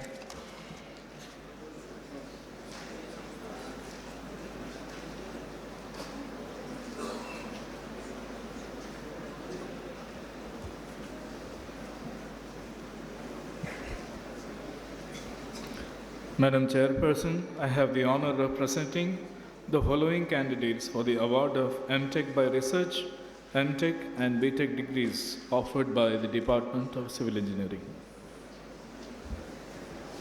M.Tech by Research, Lavanya N.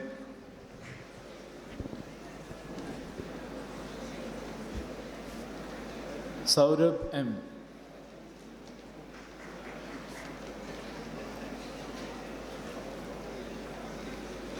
Swati S.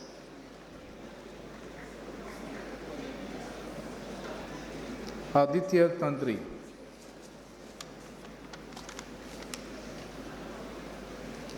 M.Tech Construction Technology and Management, Anjali Gopi. Anju Thomas.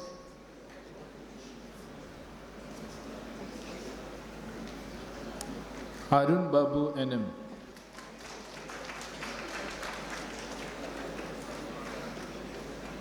Atira Ganesh.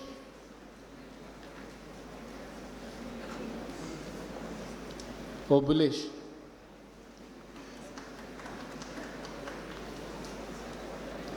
Domin T. Karil.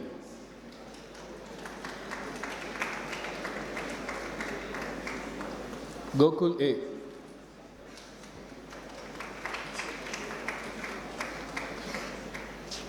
Jaste Prithvi.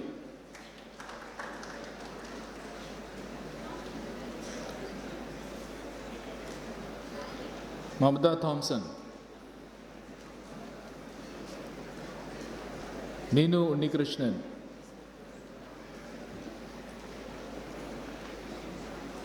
Nithin Lal.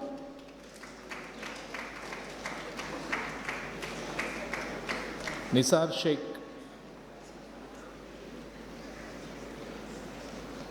Roshan Escotian.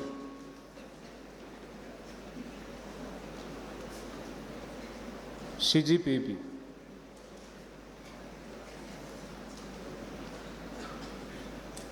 Praful Ramdas.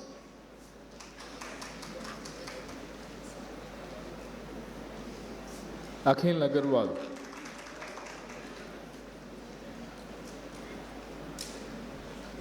Amit Kumar.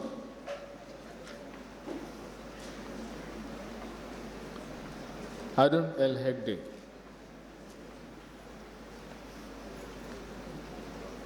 Mahindra Parveen Bai.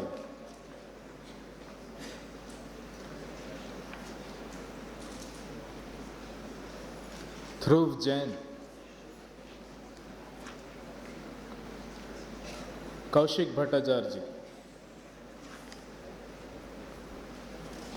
Rahul Sinha. Saurav Vashishta.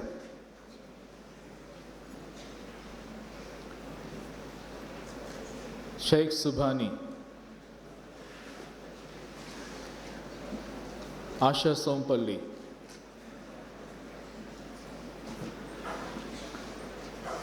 Suraj Balakrishnan.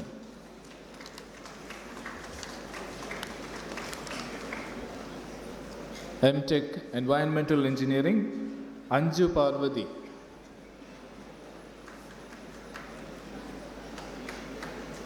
Barakha.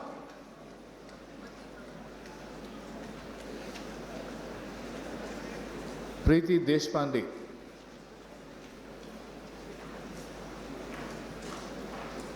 Karisma.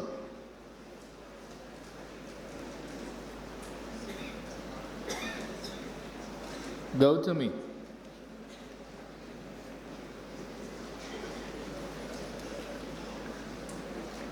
Changdev Kankade.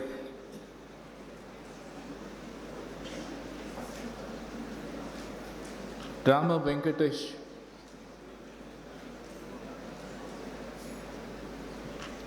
Manju E.S.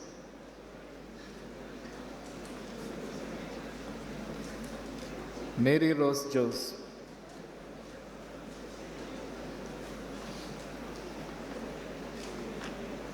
Anil Kumar Paru.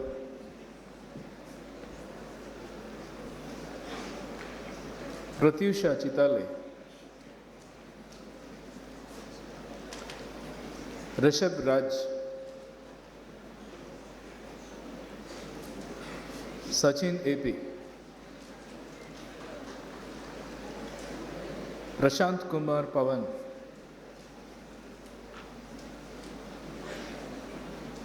Shweta Yavagal.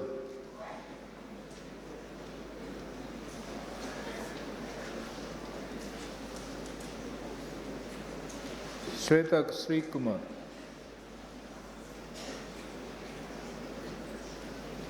Sri Raj PK.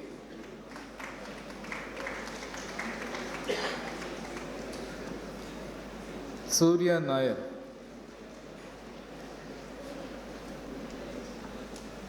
Vel Murugan.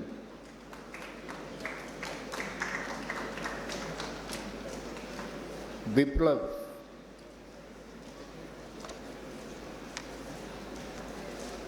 M.Tech Geotechnical Engineering. Amrita. Anjana R. Menon.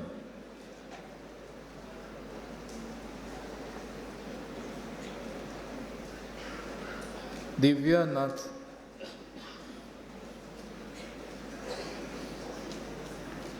Josna Narayan.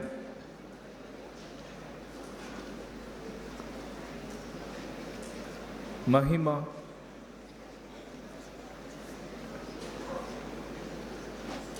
Meera Susan Varghese.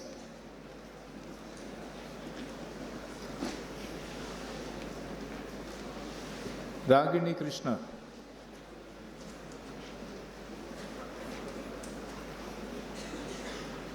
Priya Roy.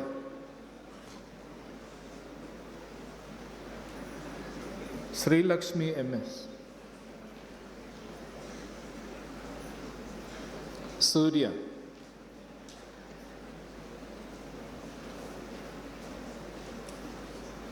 Yashwanta Prabhu.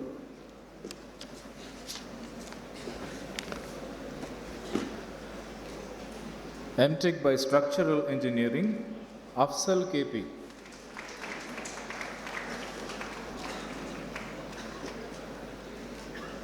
Amal Joy.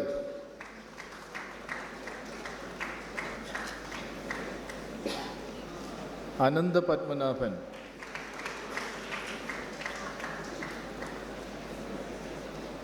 Anusri.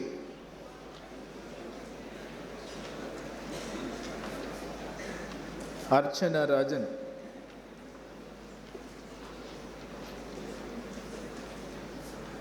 Ashwita Gopi.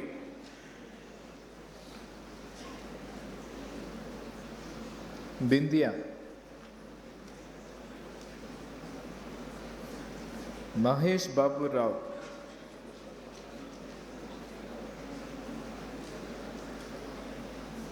Hasina Mumtaz.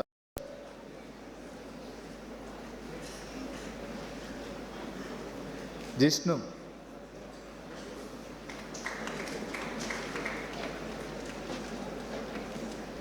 Kiran Ramani.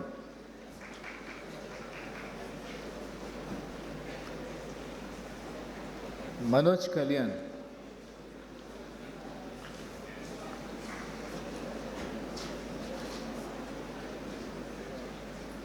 Patil Kunal.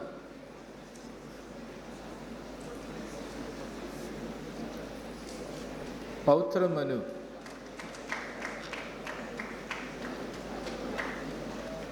Sedu.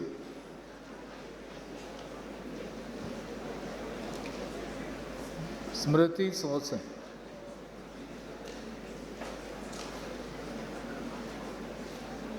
Sripad.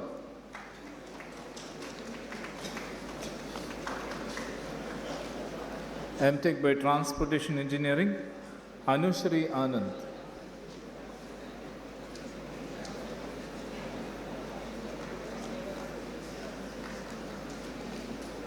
Ashwini T.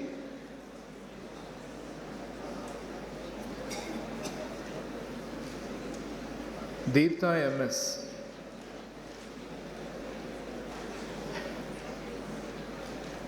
Hemant Kumar Doma.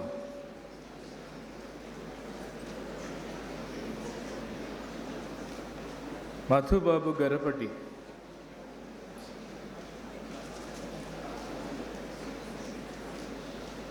Hidesh Kumar.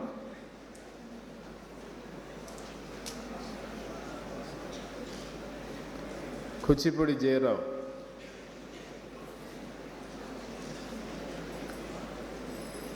MS Padma Shri.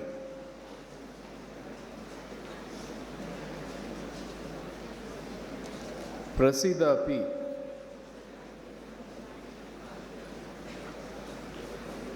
Ranchana MP.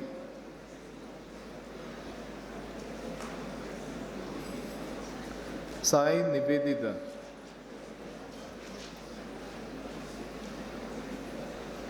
Sajja Shiva.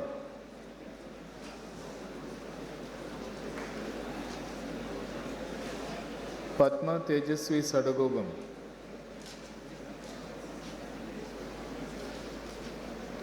Kaustubh Ganesh Rao.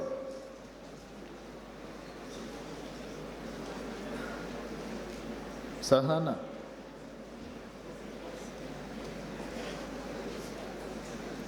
Shilpa R. Nair.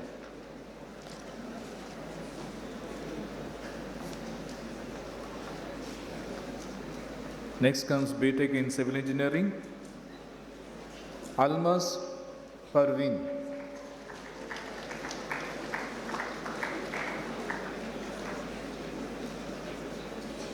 Amin Abid Ali.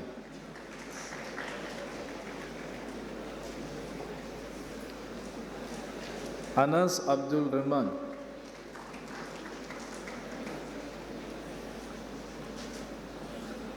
Anusha Lakwali.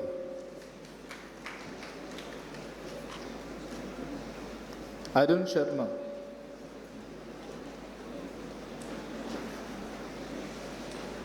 Avish Kaushik.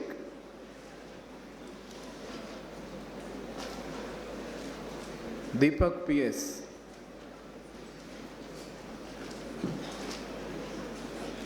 Divyamshu Sreshta.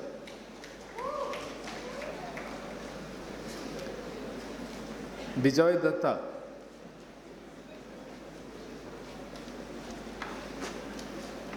Divya Vempati.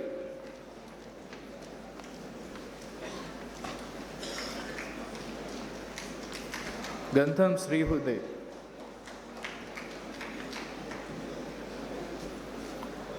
Avinash Gotimukula. Harshit Gowda. Kishore.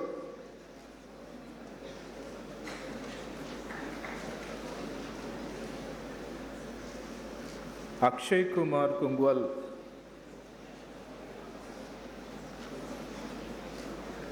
Sri Vaishnavi Lanka. Mary Manisha.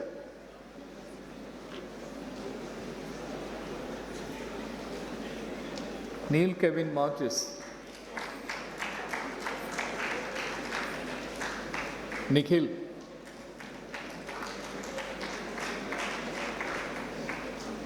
Noel Maria Filipos.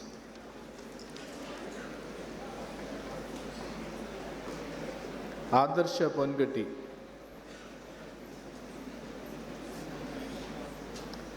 Puram Akhil Kumar.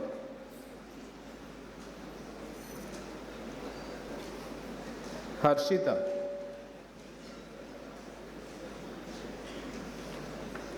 Sahara Sadain,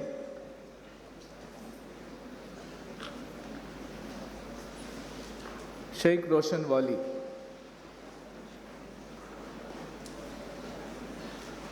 Sheetal Raj,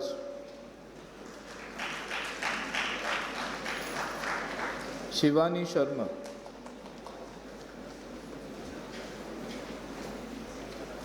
Suraj Jyotiba Shinde, Lisamba Mitai, Vaishnavi Sulaya,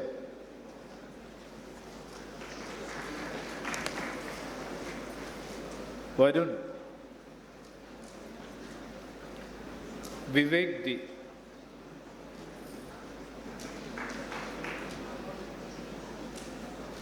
Aniket Kulkarni,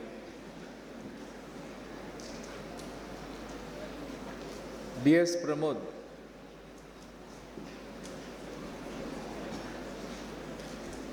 Bipin Jos,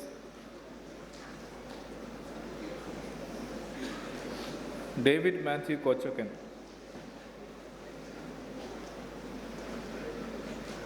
Joshi Mandar Ullas,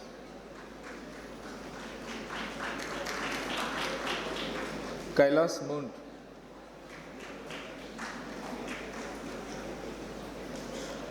Karthik A.S., Lakshmi Shah A.L.,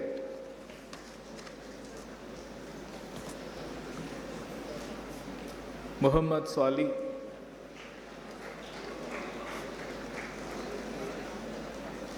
Neha Joshi,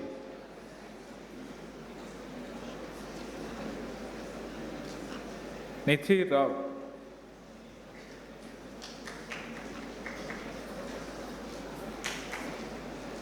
Rajat Gangathar,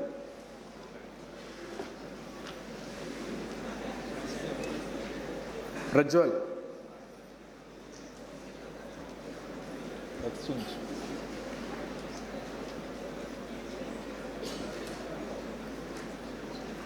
Samir Singh,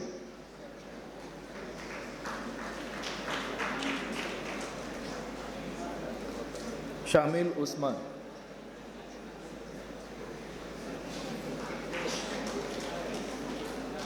Tipani Ablash,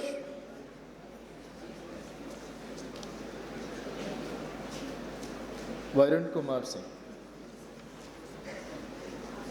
Thank you.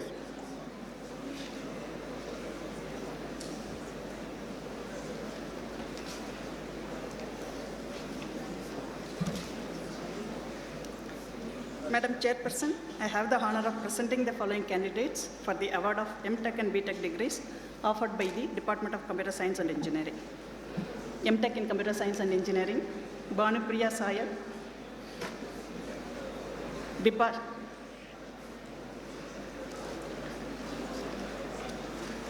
Thakur,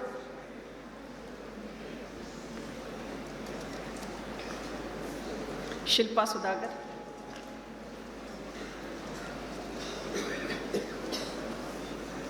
Harsha Bhatt,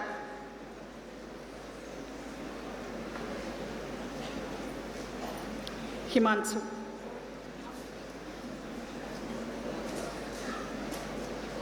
Hasti, Manish Carpenter, Abhishek,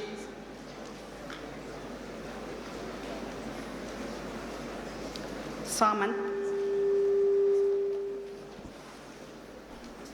Sandipan,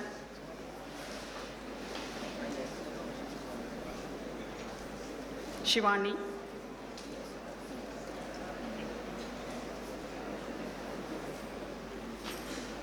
Tenzin,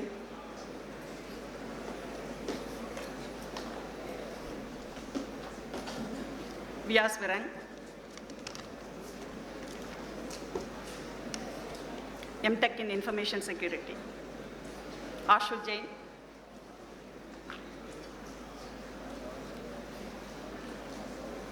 Deepti Rao,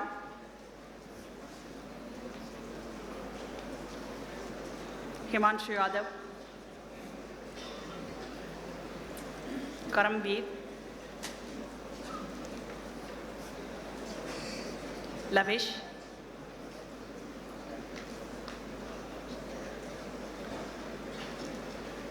Manju,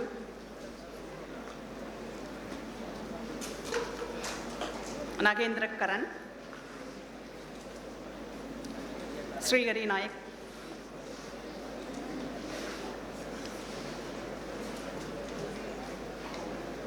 Sudarshan, Sunil Kumar, Yalla Raju,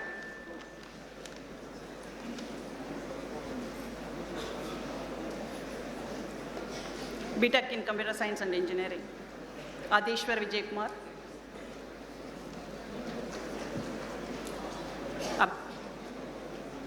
Abhijit,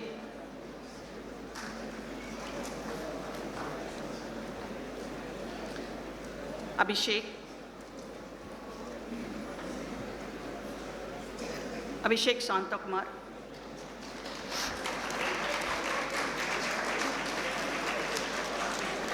Abhijit Mohanty, Aishwarya Rajan,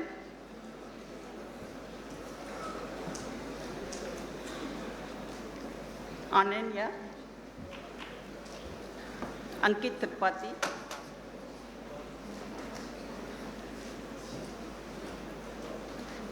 Benu Chengmai,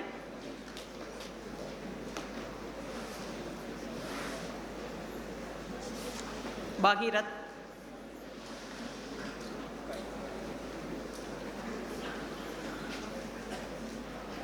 Sri Surya,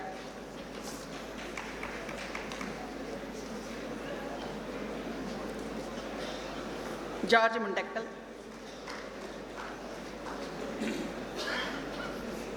Tarun,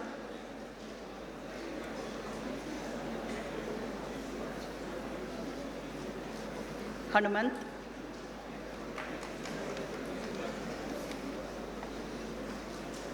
Hensil,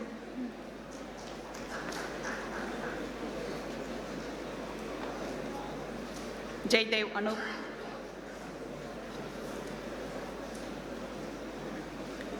Jaydeep Anthony,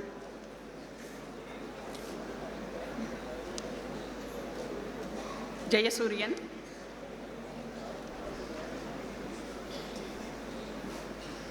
Manoj,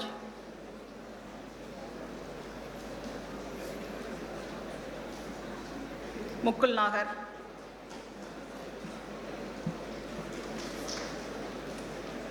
Parab Asur,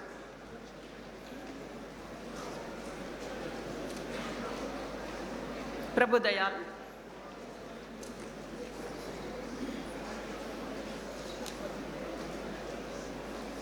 Ramesh Prakash,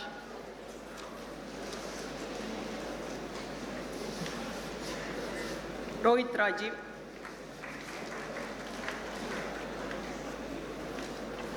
Sai Satvik, Sai Venkate, Salve Vaibhav,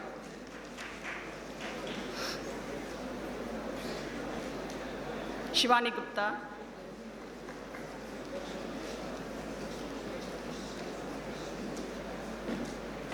Shrukpal Habib,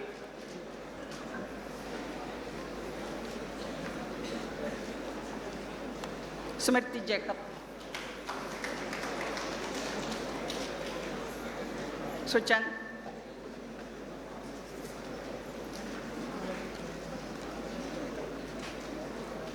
Sudarshan Srinivasan,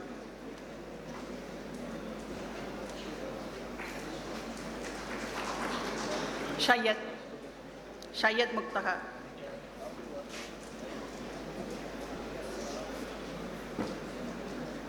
Lokesh Achari,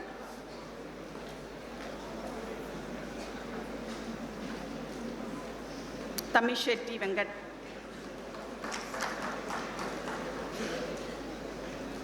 Vinit Bhargava, Shailendran, Murthy Sridhar,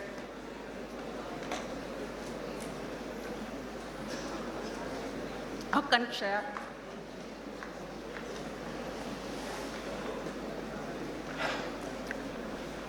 Akash,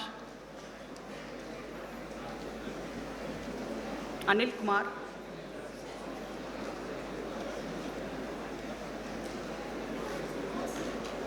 Ankit Deepak,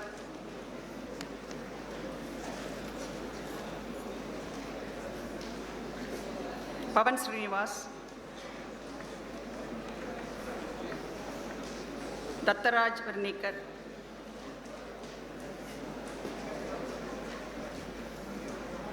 Debarati,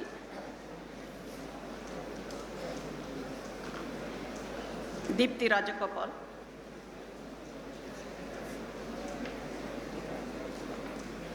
Desai Kishan,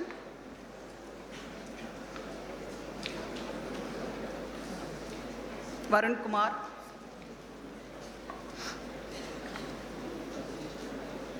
Gaurav Rai, Pramod Anirudh, Harichandana,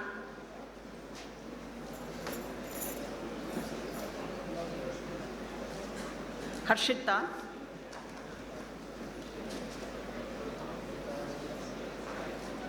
Jagadish,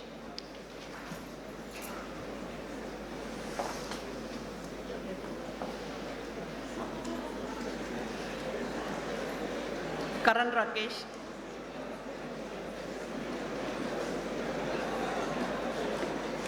Karthik,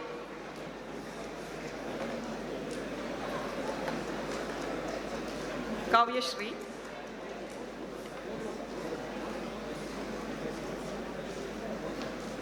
Kiran Ramesh,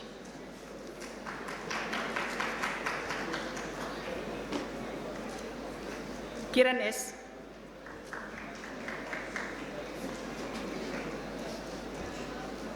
Kirti,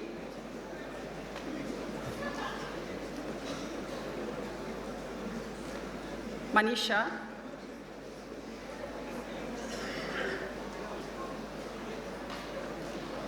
Maradia Hem Hitendra,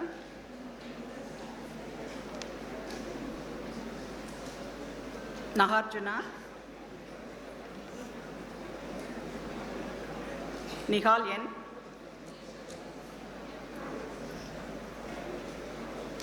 Prashasti M,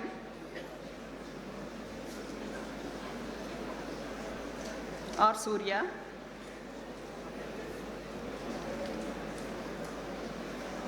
Ramesh Chandra,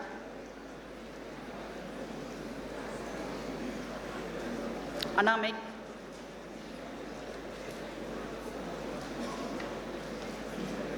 Shiv Prakash,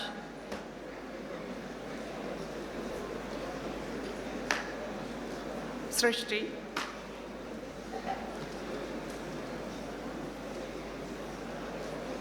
Shruti,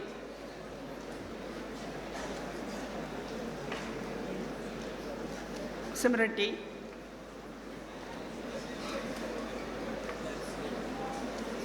Shivashmita,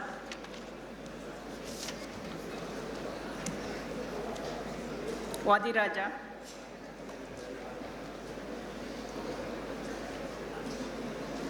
Varsha Prabhu,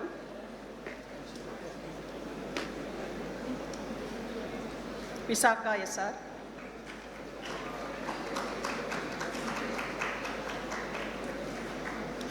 Vrishab,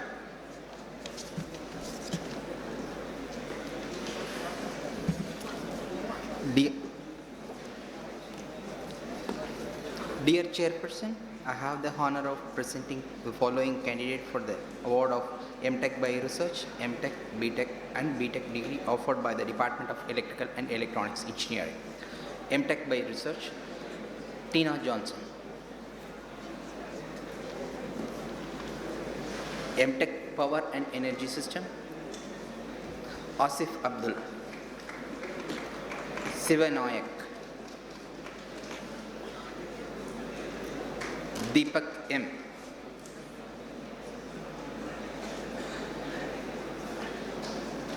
Gajananan Avayankar,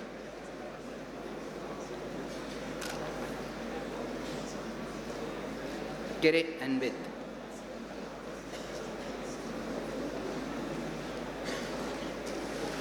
Reshmi.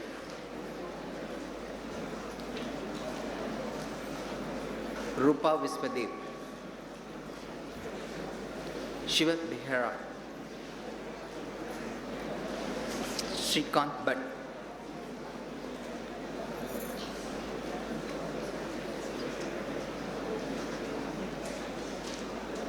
Sindhika Subhash. B.Tech in Electrical and Electronics Engineering, Achyut Arun Reshmi. Amal John.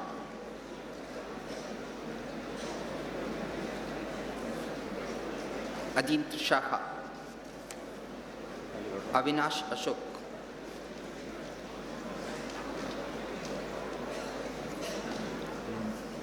Bharat Ramdas.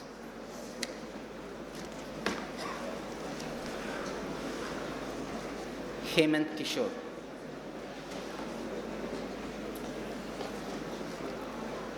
Vibhav. Irfan Khan. Kaushik.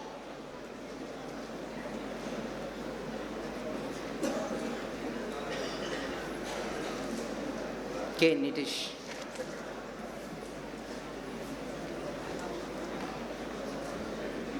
Muhammad Danish Khan.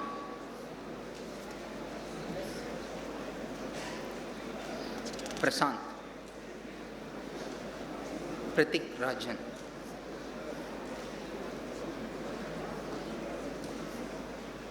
Pratik. Lakshmi Prasanna.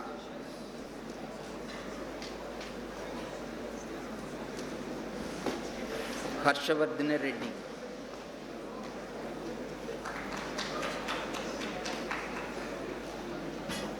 Vaishnavi Chauhan.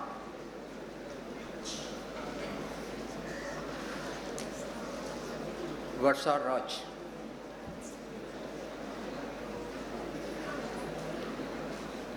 Yashash Anandani.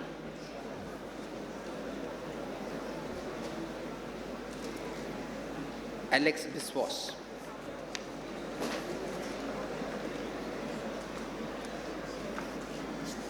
Manjit Magesh.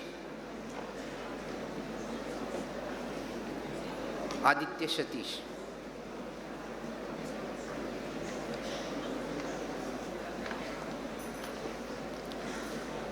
Aishwarya Sweta Phanta.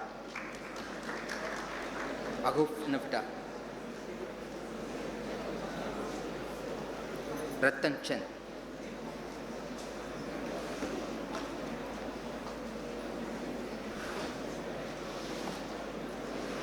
Gautam. Jaydeep Jain.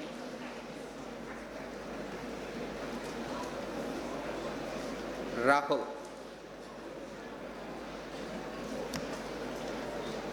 Shashank Hegde.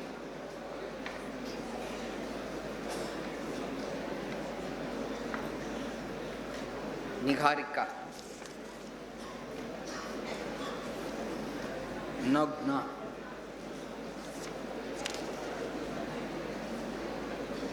Adashri.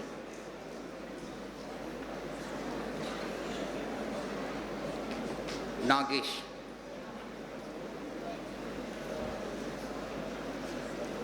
Venkata Shivashai.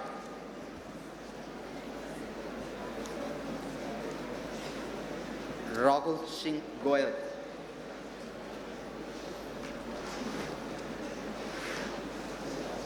Rajdeep Basu. Rohan.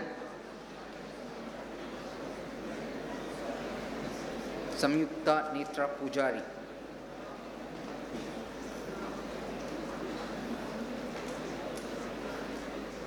Saurav Mazumdar.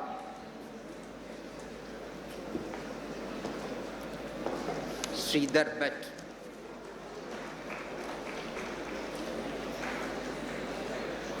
Shreyash. Siddharth Charan. Chatya Venkatashagiri.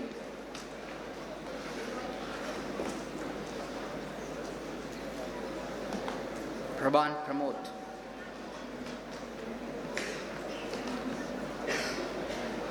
Veeraj. Yashmati Pujari.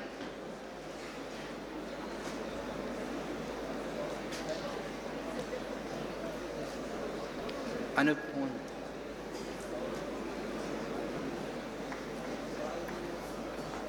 Shawab Hussain.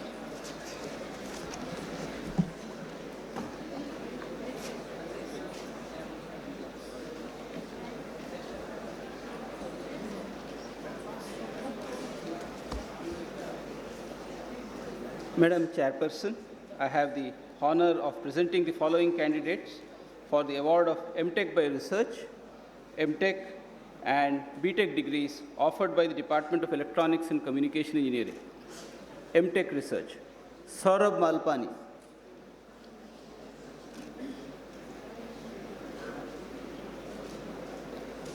Baldev Sharan Sharma.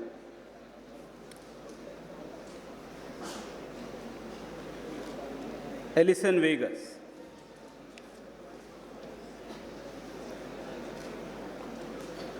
M.Tech Communication Engineering, Ajita Avadhia.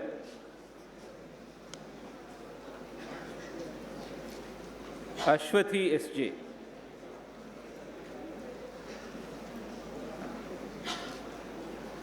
Atulya K.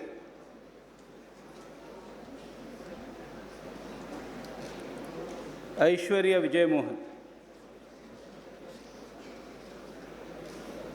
Balaji Tripathi.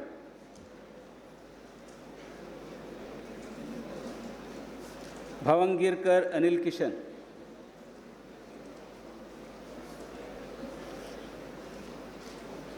Chinmay Gupta.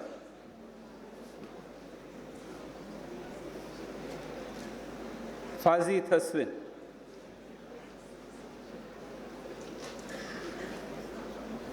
Gabbar Jadhav.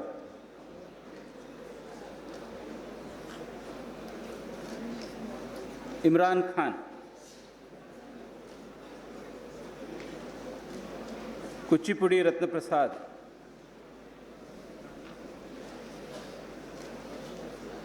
Punana Simhachalam.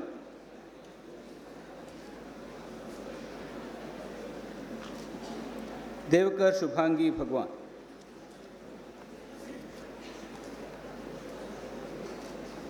M.Tech VLSI Design, Amod K.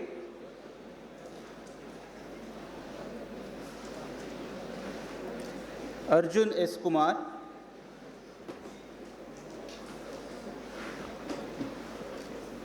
Athira N. Menon.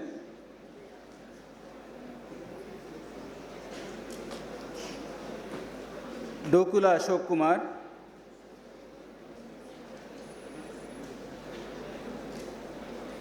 Kama Rajesh.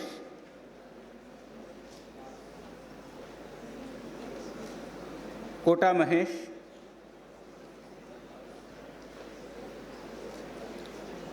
Linu Krishnan LS.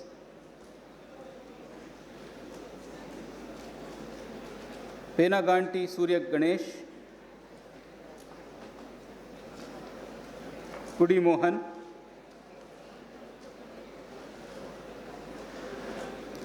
S. Narsimha Reddy.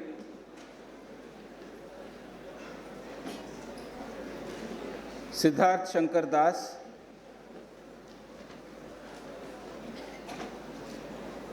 Sriraj U.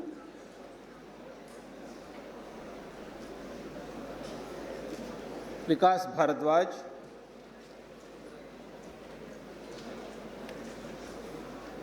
Vishnu Prasad J.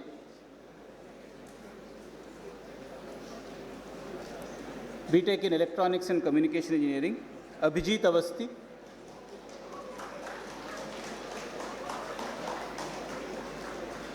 Ajay Kumar M.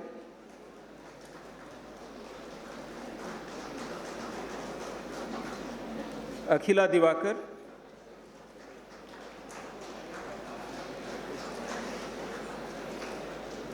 Apurva Mishra.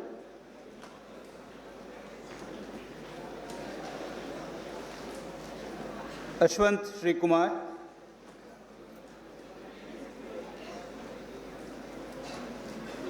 Bharat Kumar N,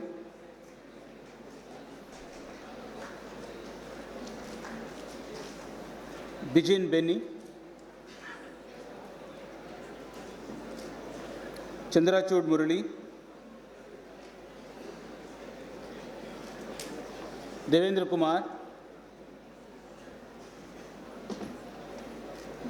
Bhanushri, Mohan Krishna, Guru Raj,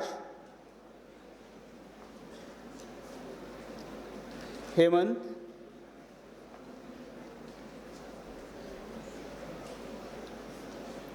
Akshay Kamath,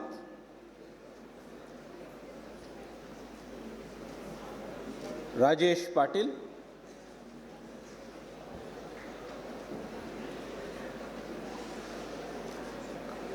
Kavya Shri Kumar,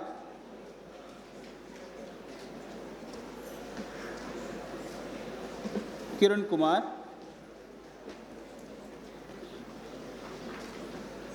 Manasa Gadiyar,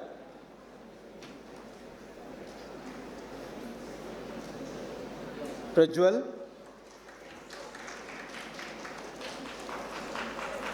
Prasanna,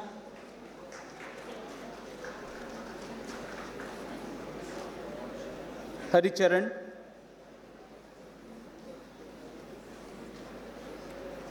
Sachin Bhatt, Sagarika Burman,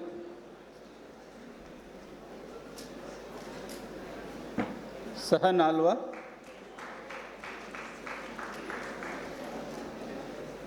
Sai Sandeep Sharma, Sangat Akshay Dilip,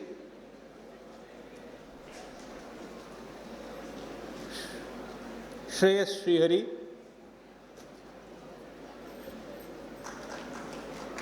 Sneha V,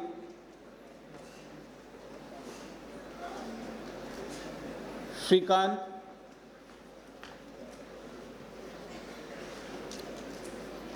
Sushmita,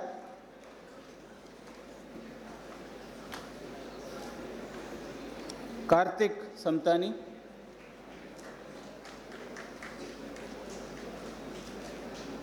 Rohit,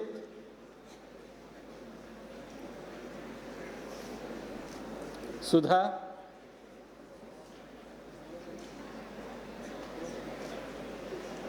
Akshay, Anjana,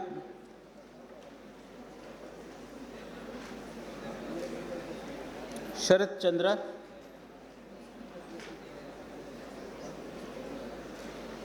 Sai Teja,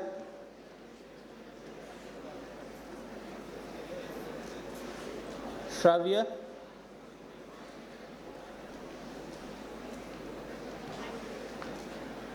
Deepak,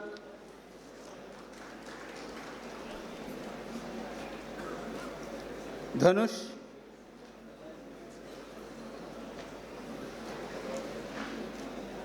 Shashank,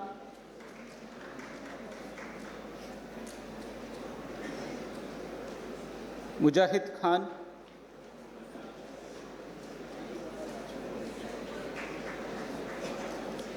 Gaurav Kumar,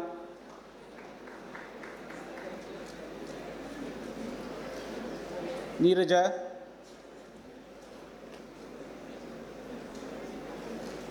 Vasu, Harish Kumar,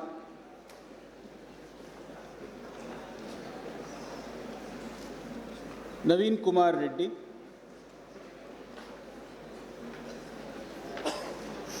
Shubham Vittal,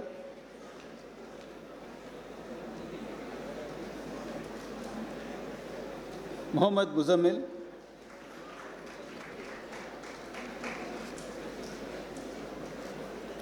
Sharat Chandra,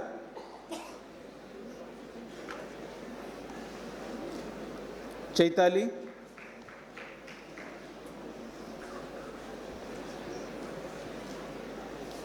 Manoj,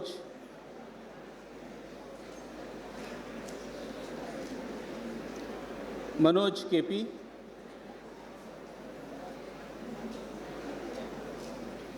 Nibin Sam Cherian,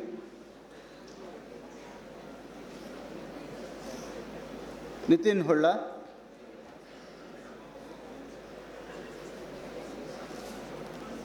Pragun Khera,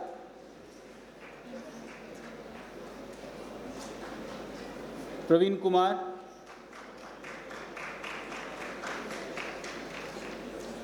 Rachna,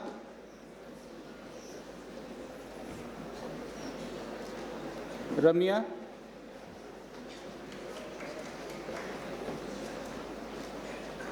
Ravi Pranjal,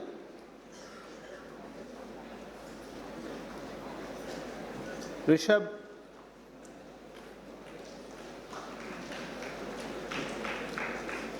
Soumya,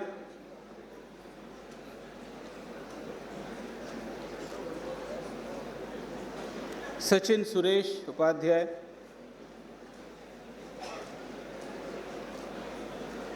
Saurabh Sachan,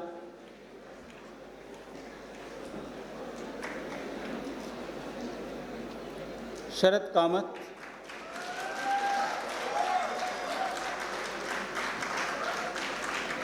Suchet Kujjam,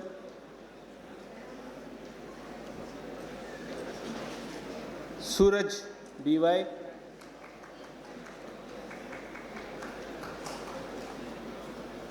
Suraj S. Yardwad, Varun Bharadwaj, Vishwanath Akash, Chirasvi Hecha. Thank you.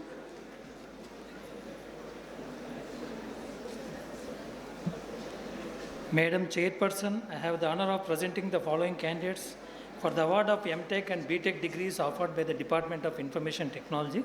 M.Tech in Information Technology, Abhishek Kumar Singh,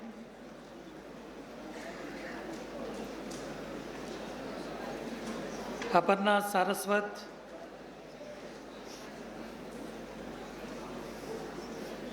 Bhopal Amol Pundalik Rao, Dani Vivek Padmanabh, Kiranpreet Kaur,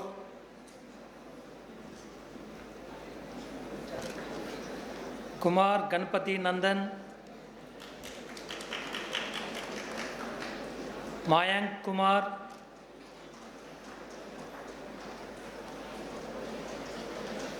Mrityunjay Vasisht, Muhammad Sameem PK,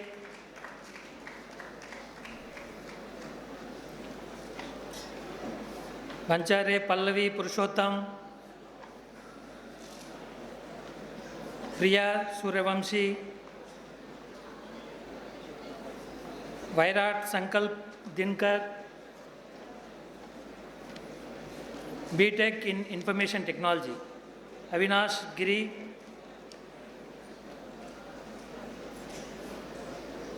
Divya Ann Varghese,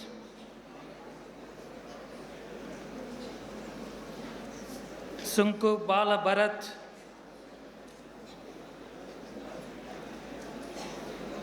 Abhishek Tripathi,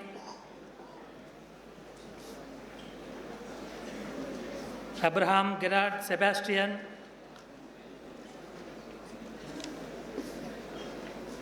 Aditya Sriram, Akshay CD, Akshay Sharma,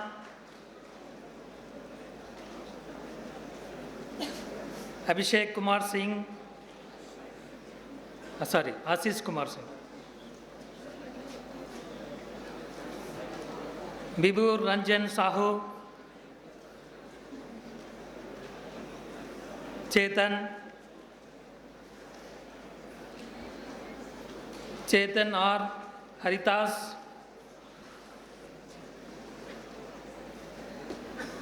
Dharani Gauri Manasa, Divalakshmi Venkatraman,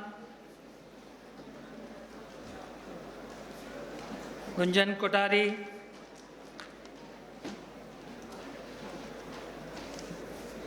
Maganti Nagasravanti,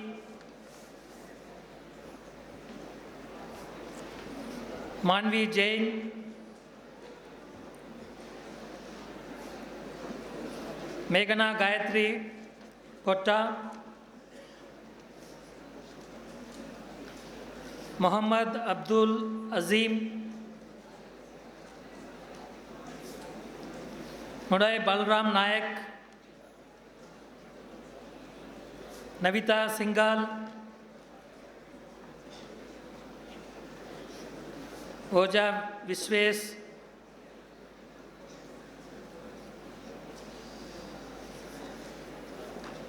Kurama Snehasri, Rakshit R. Bhatt,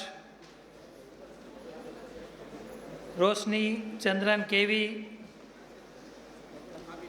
Samanvit A, Sanjay Panchal, Shanil Amar Joshi, Sivang Singh,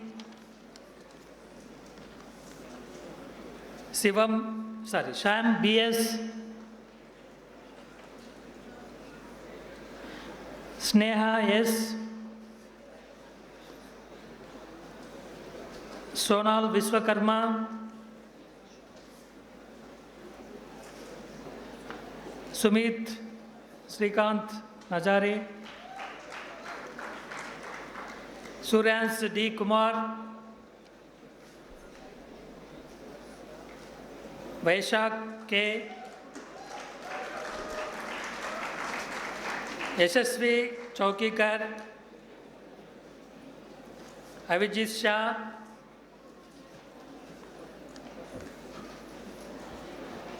Padma S. Shanai, Abhilash Raghavendra Jahagirdar, Abhishek Devasya Venkatramana, Akanksha Kumari, Anup Singh, Astos Chirsagar, just wait a minute. Balaji Balasubramanian, Deshpande Chinmay Divakar, Dantoji Rohan, Gauni Yashwant Yadav, Kalyam Maunika, Kanpuri Aditya Sampath, Kishan Sagatya, M. Prem Kumar,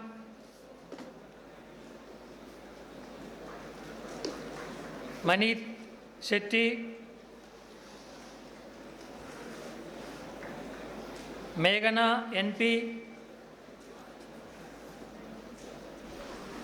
Naresh Chaudhary, Nikhil Ullahas Karve, Nikita Vinay Hegde, Pujari Rohan Rama,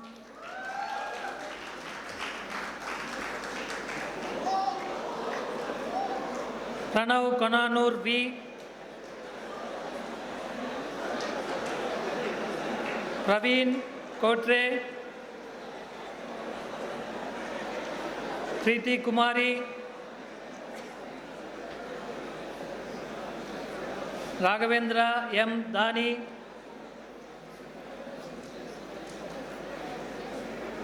Sagar R. Alavandar,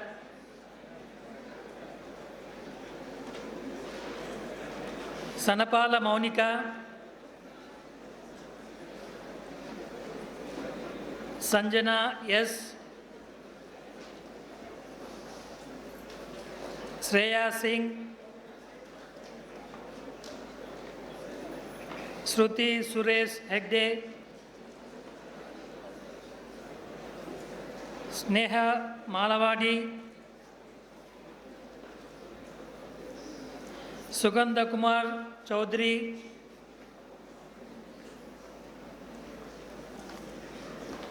Susma M, Syed Muhammad Yusuf Hussain, Talikota Udaysri, Tirtharaj,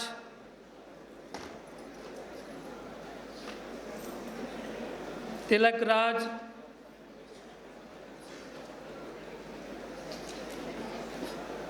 Vanteru Kusuma Kumari, Vinita Isaria, Yanna Giridhar Reddy, Shailaja Dalmia. Okay, thank you.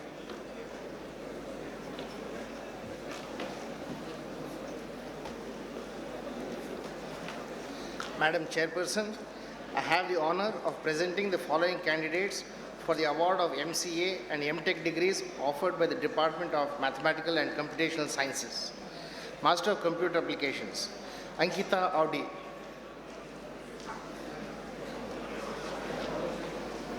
Arpita Agrawal.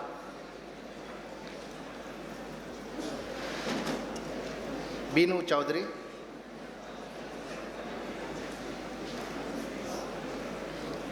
Deepa Patle. Deepak. Harsh Mathur.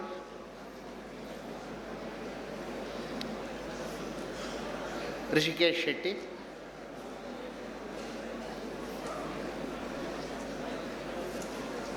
Madhu Savlani.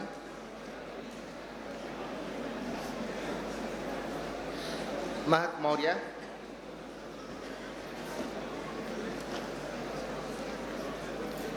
Mohit Sahlot. Monica Chandel.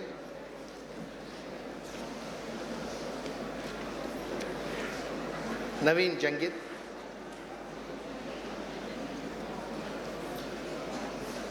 Naveen Singh.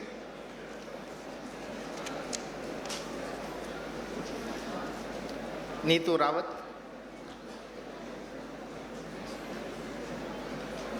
Neha.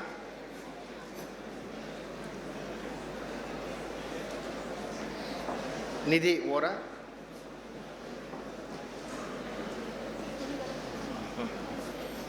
Nitin Gawana.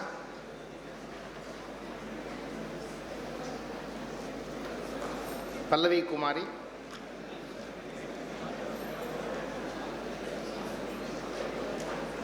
Preeti.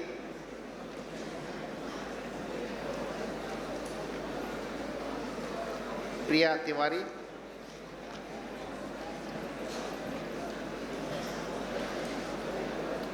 Raja Jodhani. Rajit Kumar.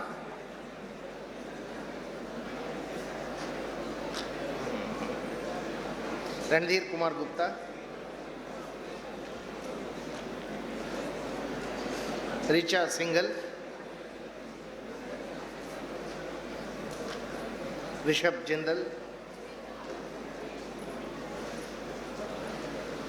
Sanghamitra Vishwakarma.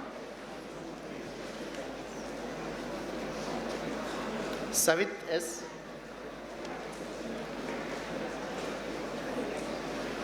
Shant Kumar. Shivangi Raghuvanshi.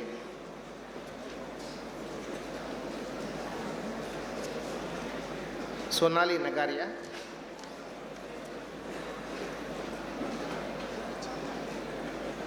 Soni Kumari,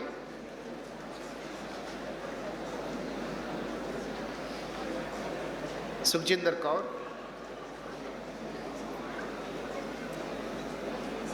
Suraj Rajbhar,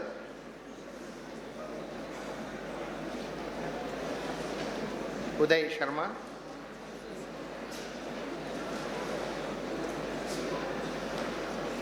Urmisa Saha,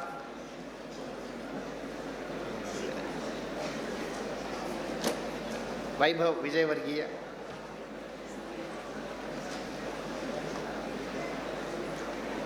Vinodini,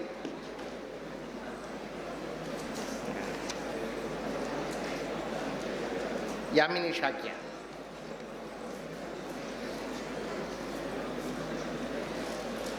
M.Tech in computational mathematics, Ashi Gupta.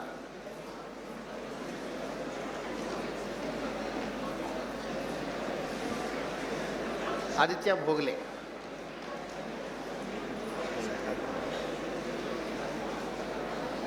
Mahesh Kumar.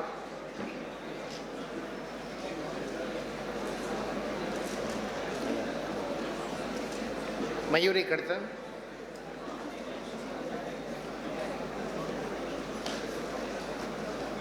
Prashant Kumar.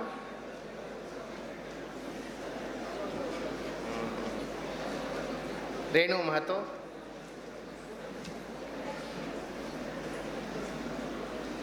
And Siddhartha Meher.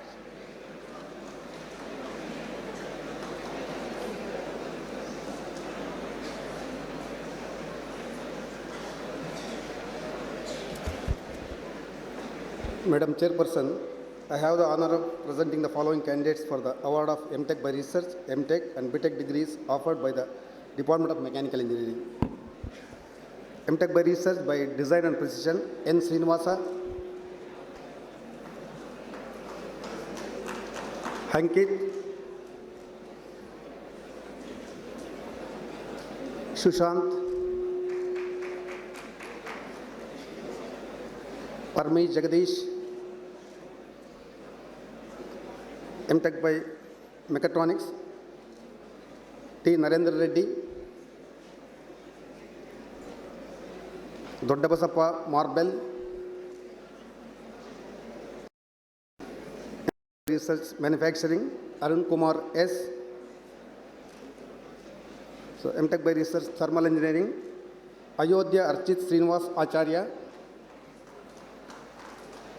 Indukri Jagadish Verma,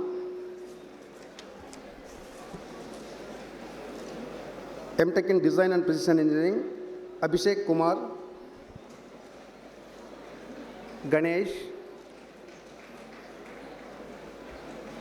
Pavan Agarwal, Sangim Santosh. So M.Tech by Manufacturing Engineering, Aditya BG, Hanup Ganesh, Gino P. Sebastian, Madhav Unnikrishnan, M.Tech by Mechatronics Engineering, Ajay Paul, Hakil Raj, Arpit Soni, Meghasham Raj, Hanumantu Srinivas Rao, Harikrishnan,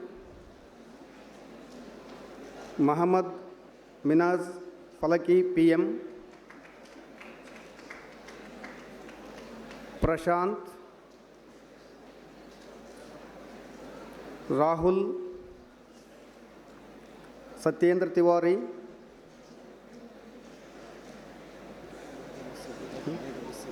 I said no, Megha Shamraj, Prashant Ye, Rahul Bharati, Satyendra Tiwari, Shashidhar Upin,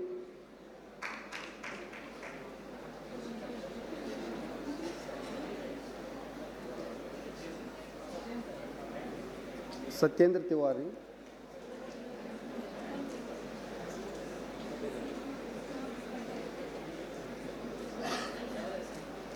Shashidhar Upin,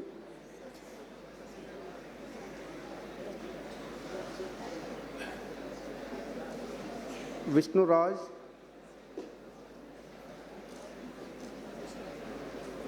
Vivek V. Bali,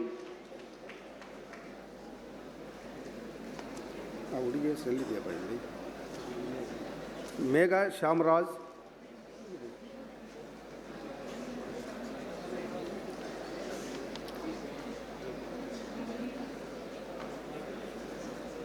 she is not there. Megha Shamraj. Megha Shamraj,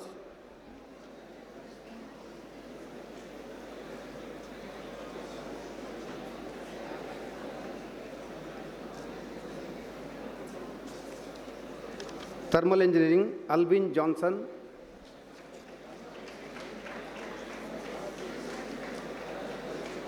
Vishnu Raj, Vivek V. Bali.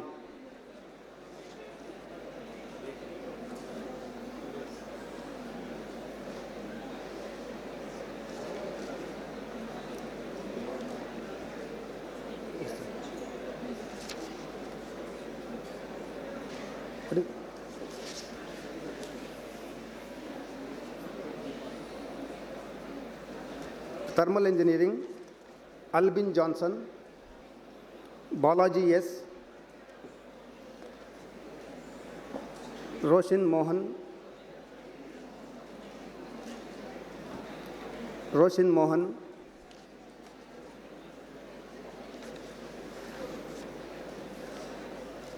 B.Tech in Mechanical Engineering, Eknath Lunath,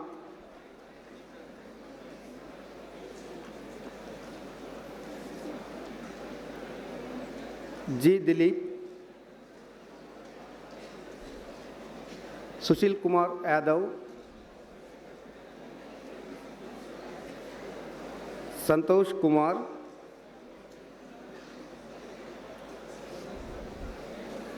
Ashish Anil Kumar, Habilash Krishnan, Abhinav Chaudhary, Abid S, Abin Isaac, Ajit Prabhu, Akarsh Kidiyur Satish, Akash Gaur,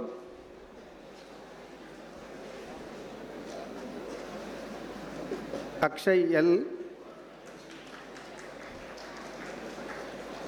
Alan Chaku,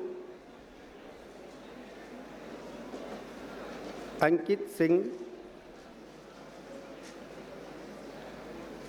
Suresh B, Bantosh P. Palguna, Bishan Egade, Kodanda Devaya Monappa,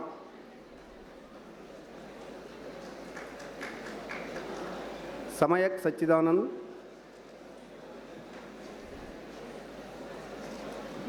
Deepak Kumar, Dhruv Paul, Gagandeep,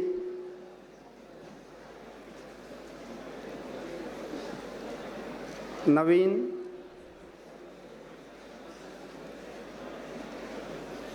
Arshit,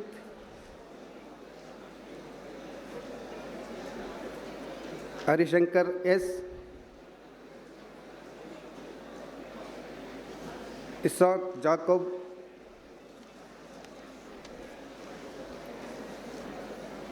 Rosina, Jagmeet Singh,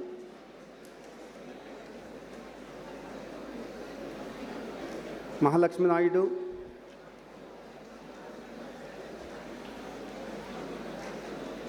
Koti Kuppala Jyoti,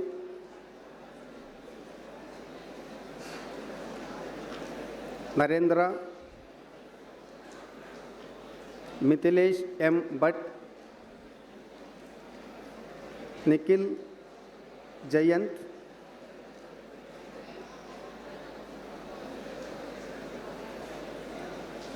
Nikhil VC, Nishal N. Shettigar,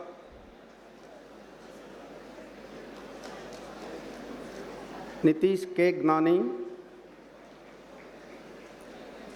Homendra Bharadwaj, Patel Kush Suryakant, Pratik Jha, Raja Akshay Nayak, Ravi Asyagar, Rohit Kumar, Sachin Kumar Verma, Sibin Binay, Sharan M. Roy, Sri Arsha S. Bhatt, Sonu Kumar, Srishti Chaudhary,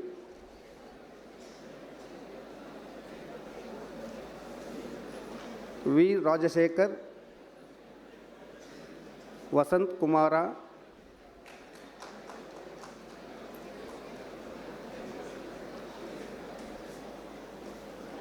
Vishwas A.S., Yanumula Nikhil, Amir Malik Sheikh,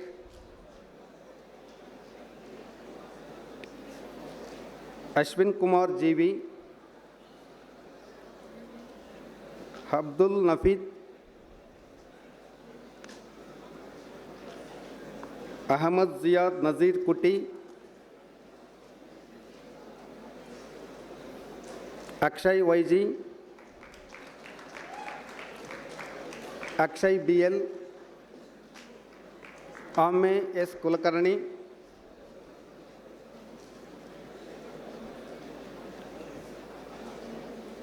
Ame P. Kaushik, Amit Verma, Harvind K. Verma, Harjun Radhakrishnan, Harvind Satish, Ashwin Kumar, Avinash Vishwabaran, Baba Yuvraj Singh Raj Bhupinder,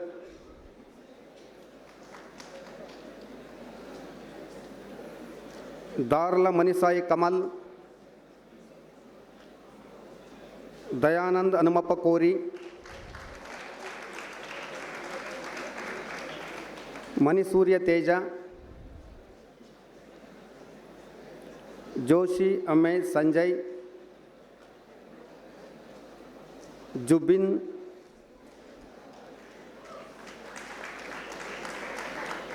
Altaf,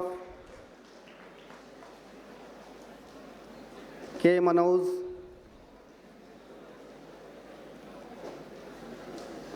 Kartik Kumar K, Kaushik R,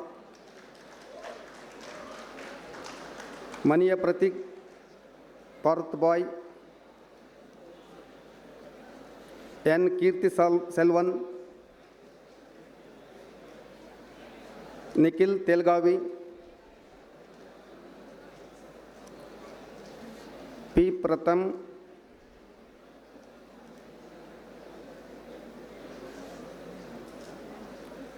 Parshukumar Ramkrishna, Patel Jigat Kumar,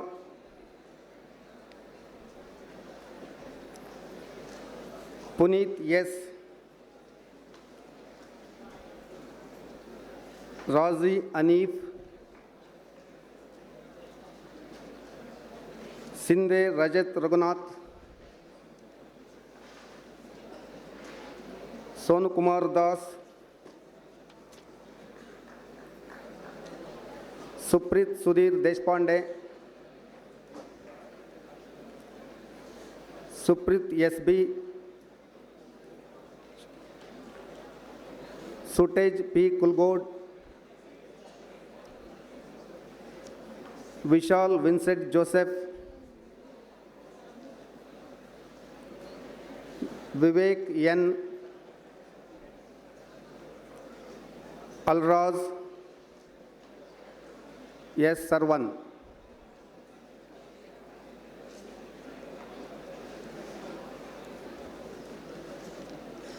Thank you, sir.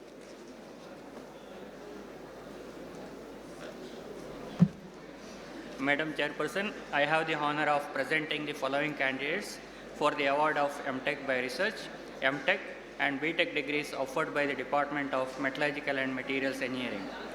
M.Tech by Research in Materials Engineering, Shashidhara Banavasi.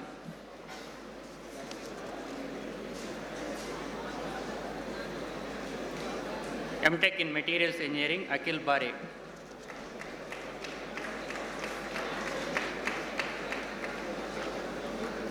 Basavaraj.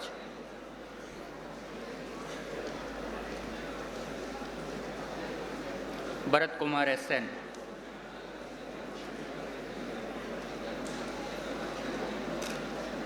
Robbie Vivek Vardhan.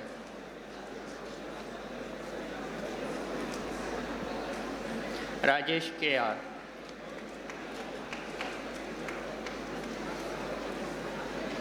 Shashi Kumar S. Suraj S. Rao.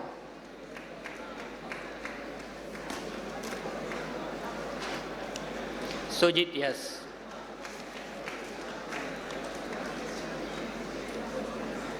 Vishal Watts.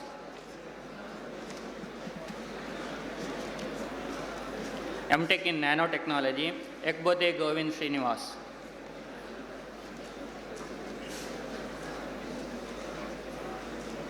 Sneha C.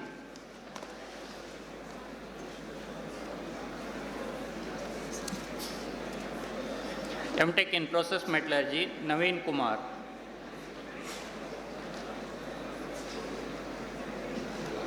Nitin Ramanujan.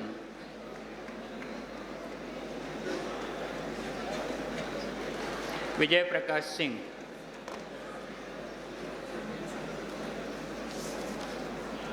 B.Tech in Metallurgical and Materials Engineering, Abhilash Agnihotri.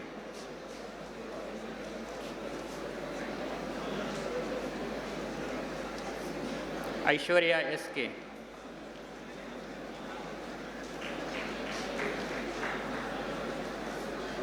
Ajay Shantaram Hegde.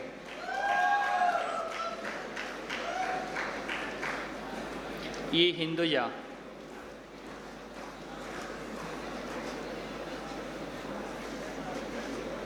Shravan Kumar.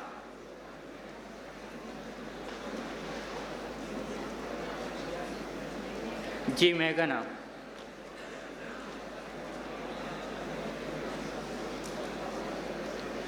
I. Praveen Kumar.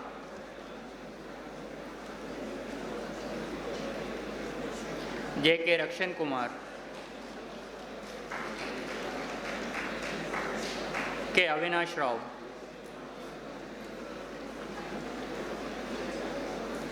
Kamal Kishore Kumawat.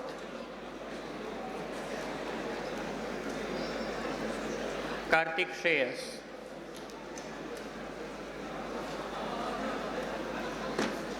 Kokila Rajaram.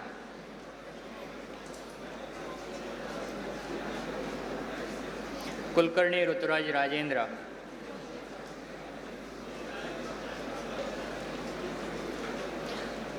M. Vinit Kumar.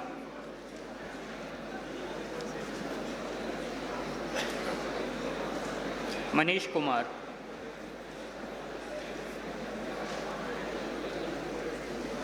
Ram Avatar Somkar. Sahil Hegde.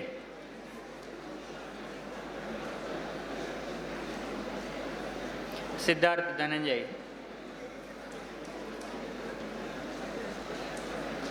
Spurti N,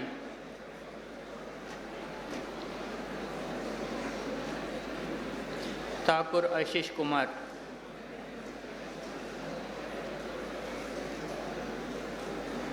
Vidur Niranjan,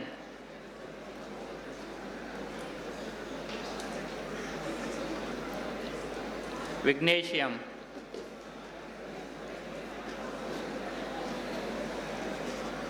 Vijayanagiri Tejasvi. Thank you.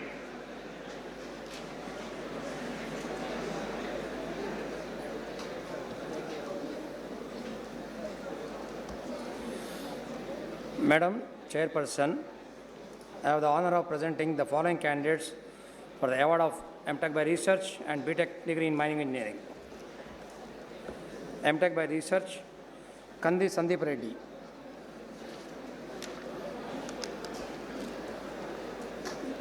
B.Tech in Mining Engineering, Ajay K. Rao. Akarapu Mahesh. Ankit Kumar.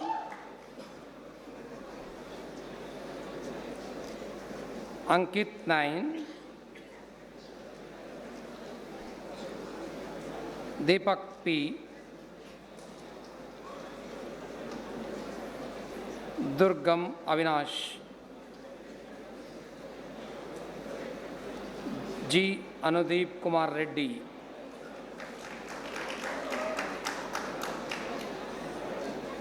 K. Shetty Prithvi Kumar.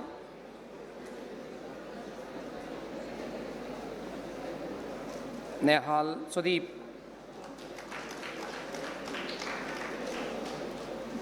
Prerita Wadiyar.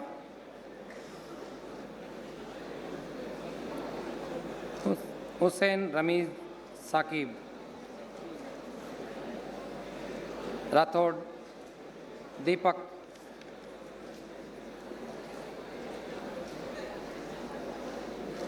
Rupesh Panduranga Nayak.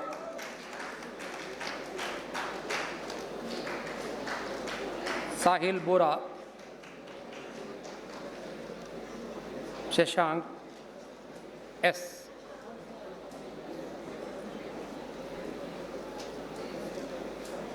Silla Snehal.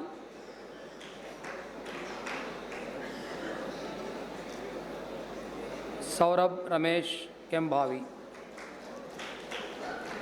Thank you.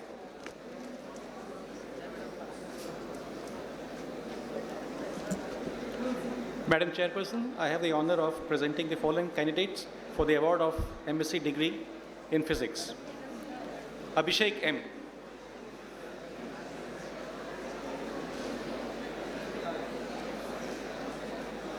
Anusha A.G.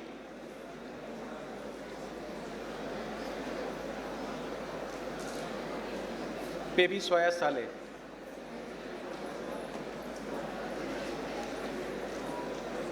Deshpande Varun Vinayak.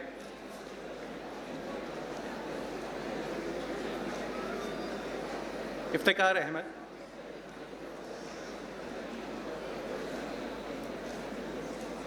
Manasa B.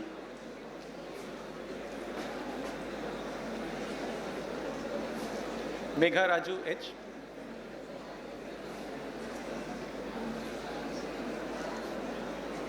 Naveen K.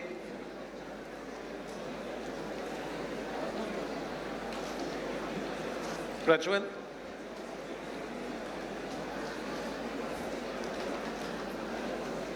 Rahul Chidre.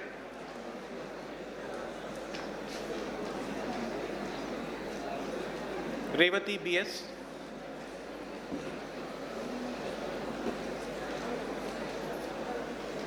Sona C.V.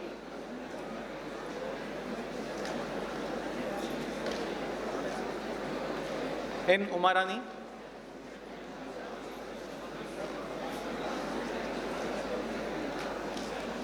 Vasudha G.N.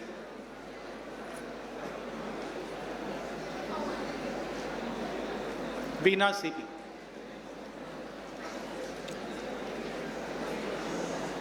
Thank you.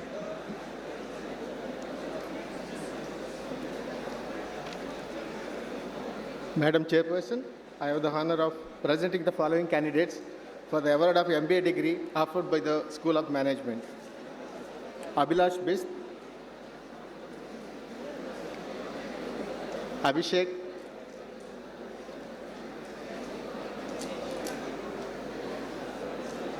Archana S. Nair,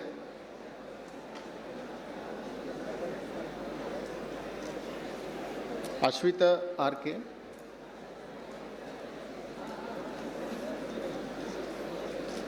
Dishant M. Ullal,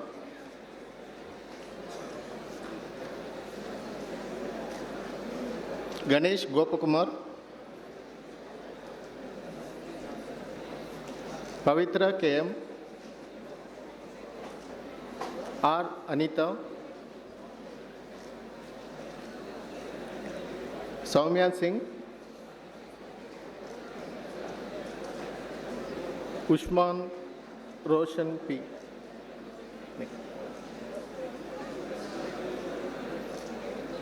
Jainul Abidin,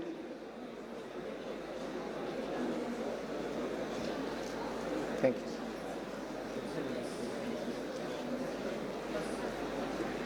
Madam Chairperson, I present the following candidates who registered late of various departments receiving MCA, M.Sc, M.Tech and B.Tech degree certificates. Master of Computer Applications, Nikita Chauhan.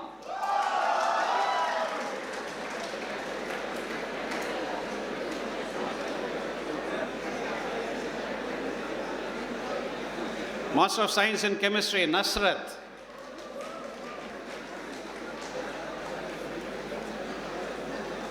Master of Technology in Computer Science, Tumar Dinesh Maharlal.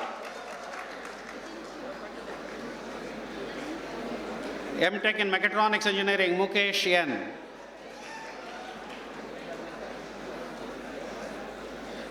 B.Tech in Civil Engineering, Danish Faraz. B.Tech in Electronics and Communication Engineering, Shanmuganathan Subhashini.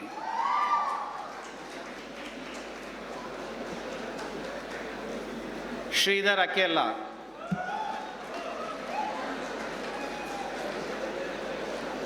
Nandendra Sandeep. B.Tech in Mechanical Engineering, Prajwal Ajay Kutarrekar. Atul Anil Kumar. B.Tech in Mining Engineering, Harivarsha Kotiam. B.Tech in Electrical and Electronics Engineering, Johnson Jose Matthew.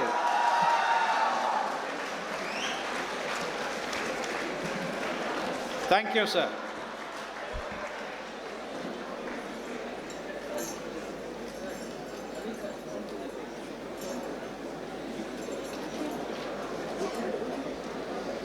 Mr. Dean, please read out the names of all the students who have won the Institute Gold Medal and the various prizes in this August Assembly. Honorable Chief Guest, Mr. Dr. Ganesh Natarajan, may I request you to please award the gold medals and prizes, please. Nidhi Rao, Civil Engineering, Institute Gold Medal. Professor M.N. Shivashankar Gold Medal. Professor Ramakrishna Yaji Gold Medal and 1986 batch Gold Medal.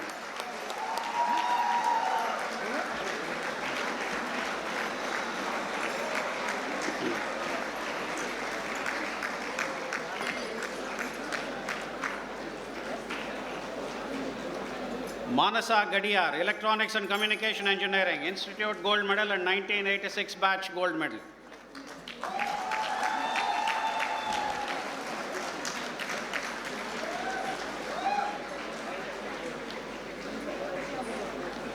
K. Sri Lakshmi, Marine Structures, Institute Gold Medal.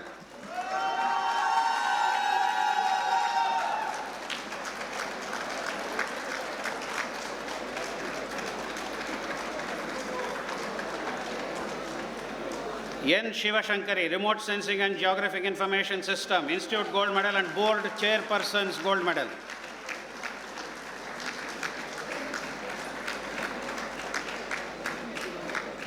Sharanya T.M., Water Resources Engineering and Management, Institute Gold Medal.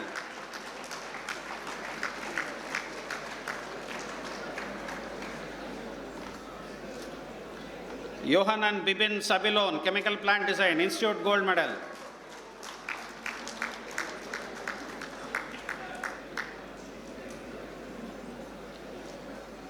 Shraddha Mundra, Industrial Biotechnology, Institute Gold Medal.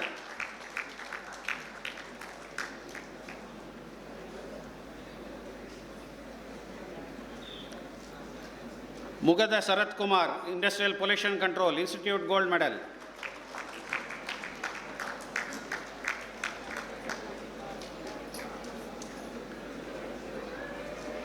Sheikh Subani, Construction Technology and Management, Institute Gold Medal.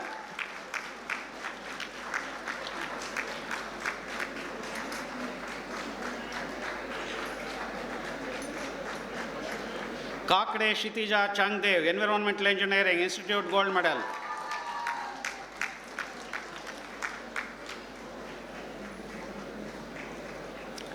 Mahima R, Geotechnical Engineering, Institute Gold Medal and Board Chairperson's Medal.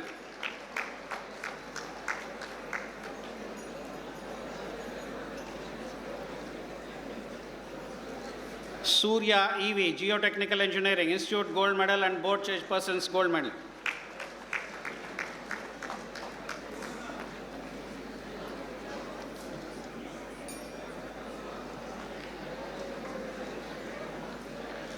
C2K, Structural Engineering, Institute Gold Medal.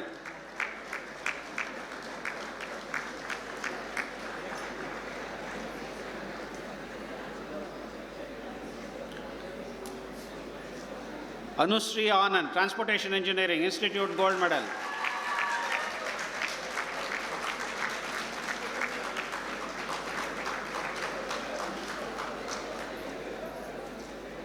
Bonapriya Sayal, Computer Science and Engineering, Institute Gold Medal.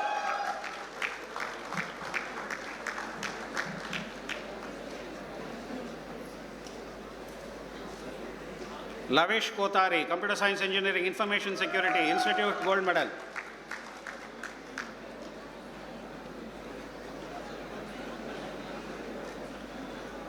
Thales Nigda Subhash, Power and Energy System, Institute Gold Medal.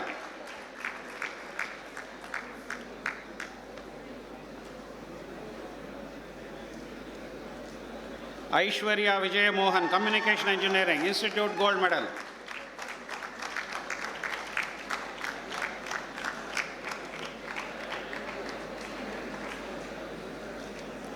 Arjun S. Kumar, VLSI Design, Institute Gold Medal.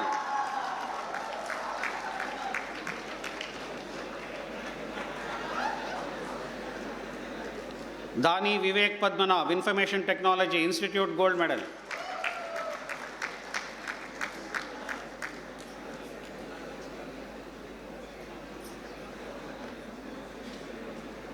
Prashant Kumar, Computational Mathematics, Institute Gold Medal.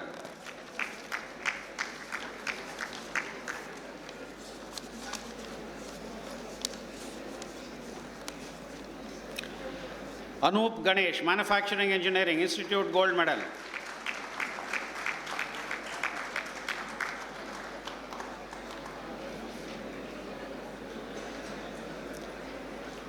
Sashidhar Upin, Mechatronics Engineering, Institute Gold Medal.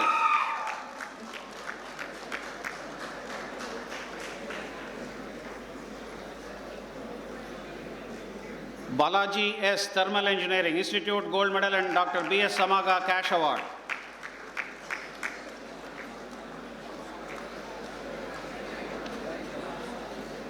Sujit S. Materials Engineering, Institute Gold Medal and Professor K.R. Hebbar Gold Medal.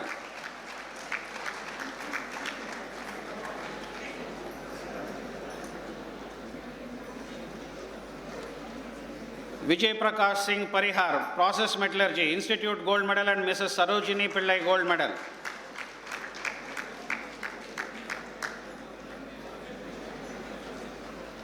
Nitin Gawana, Master of Computer Applications, Institute Gold Medal and Dr. Saroja R. Hebbar Gold Medal.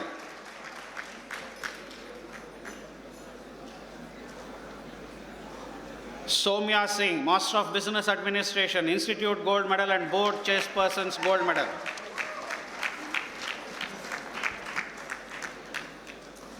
Those who are not present but getting the gold medals are Kritika Bhatt of Chemical Engineering, Institute Gold Medal, Mohan V. Hosur Gold Medal, 1986 batch Gold Medal, Amita Ajit Kamath, Computer Engineering, Institute Gold Medal, Namrata Nadagowda, Electrical and Electronics Engineering, Institute Gold Medal, Professor M.R. Shanai Memorial Prize, Professor K.M. Ebbar Gold Medal, 1986 batch Gold Medal, Shaili Sanjay Jain, Information Technology, Institute Gold Medal, B.R. Stavishta, Institute Mechanical Engineering, Institute Gold Medal, 1986 batch Gold Medal, Professor Shuichi Tori Gold Medal, R. Santanu Panikar, Metallurgical and Materials Engineering, Institute Gold Medal, Karthik Alois Gold Medal, Professor H.V. Sudhakar Naik Gold Medal, SMIOR Gold Medal, 1986 batch Gold Medal, Shivam Sahu, Mining Engineering, Institute Gold Medal and Hatti Gold Mines Gold Medal, Laksit Goyal, Design and Precision Engineering, Institute Gold Medal, Bikesh Gupta, Nanotechnology, Institute Gold Medal, Board Chairperson's Gold Medal, Professor K.L. Bhatt and Professor Prasad Rao Gold Medal, Satish C.G., Chemistry, M.Sc Chemistry, Institute Gold Medal and Professor G.H. Kulkarni Gold Medal, Lakshmi S., M.Sc Physics, Institute Gold Medal, K. Subbarayappa Gold Medal.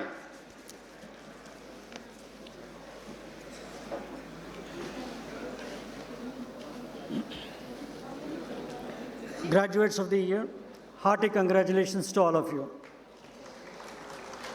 It is mandatory on you that in thought, word, and deed, you will ever maintain the purity, dignity, and integrity of your profession and honor of our institute. Graduates of the year, please rise and take the pledge.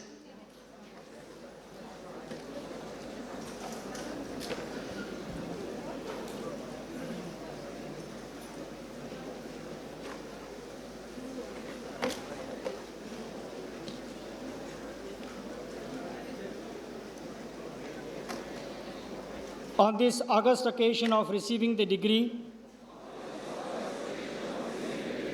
I, the graduate, the postgraduate, doctorate of the National Institute of Technology, Karnataka, Surathkal, solemnly pledge that honesty, sincerity, and hard work shall be the cherished values of my life. The motto of the institute, namely, work is worship, Kaya Kave Kailasha,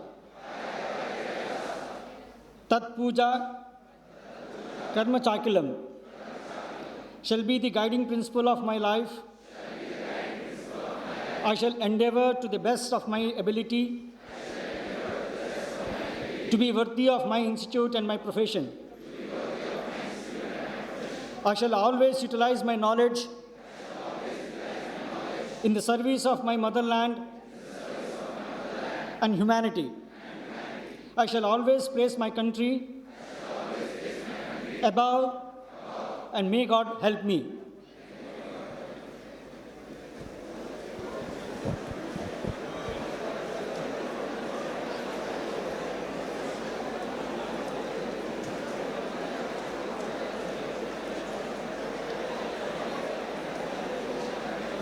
Congratulations, graduates. Give yourself.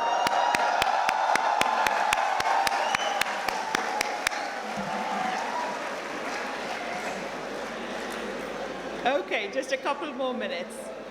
So this is my last convocation at NITK as chairperson of the institute. So I have a few people to thank. First of all, it's been a privilege and an honor to represent the institution. And I want to thank the members of the Board of Governance. I want to thank the faculty, and I want to thank the registrar and the new director and everyone who's helped me actually execute my responsibilities over the last 3 years. I've learned a lot from coming here, and I've gained a lot, and I hope I've been able to give a little back.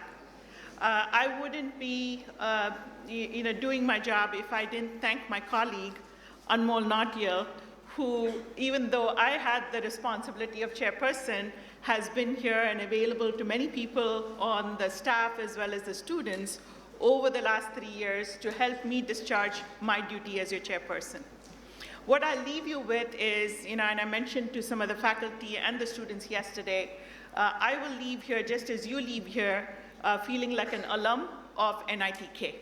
And a part of me will always be out there cheering you wherever I am and wishing this institute well, and as well as helping in any way that is possible. What I'd like to have every one of you today, as you leave this institute, please remain a very active and engaged alum. You are ambassadors of this institution.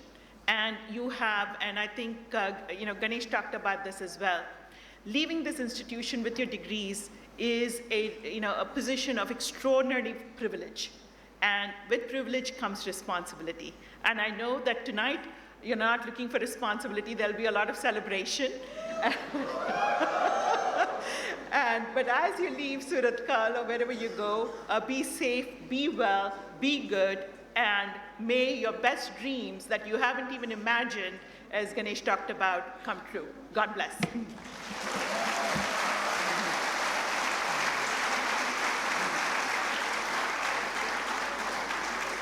I now declare the 15th convocation closed.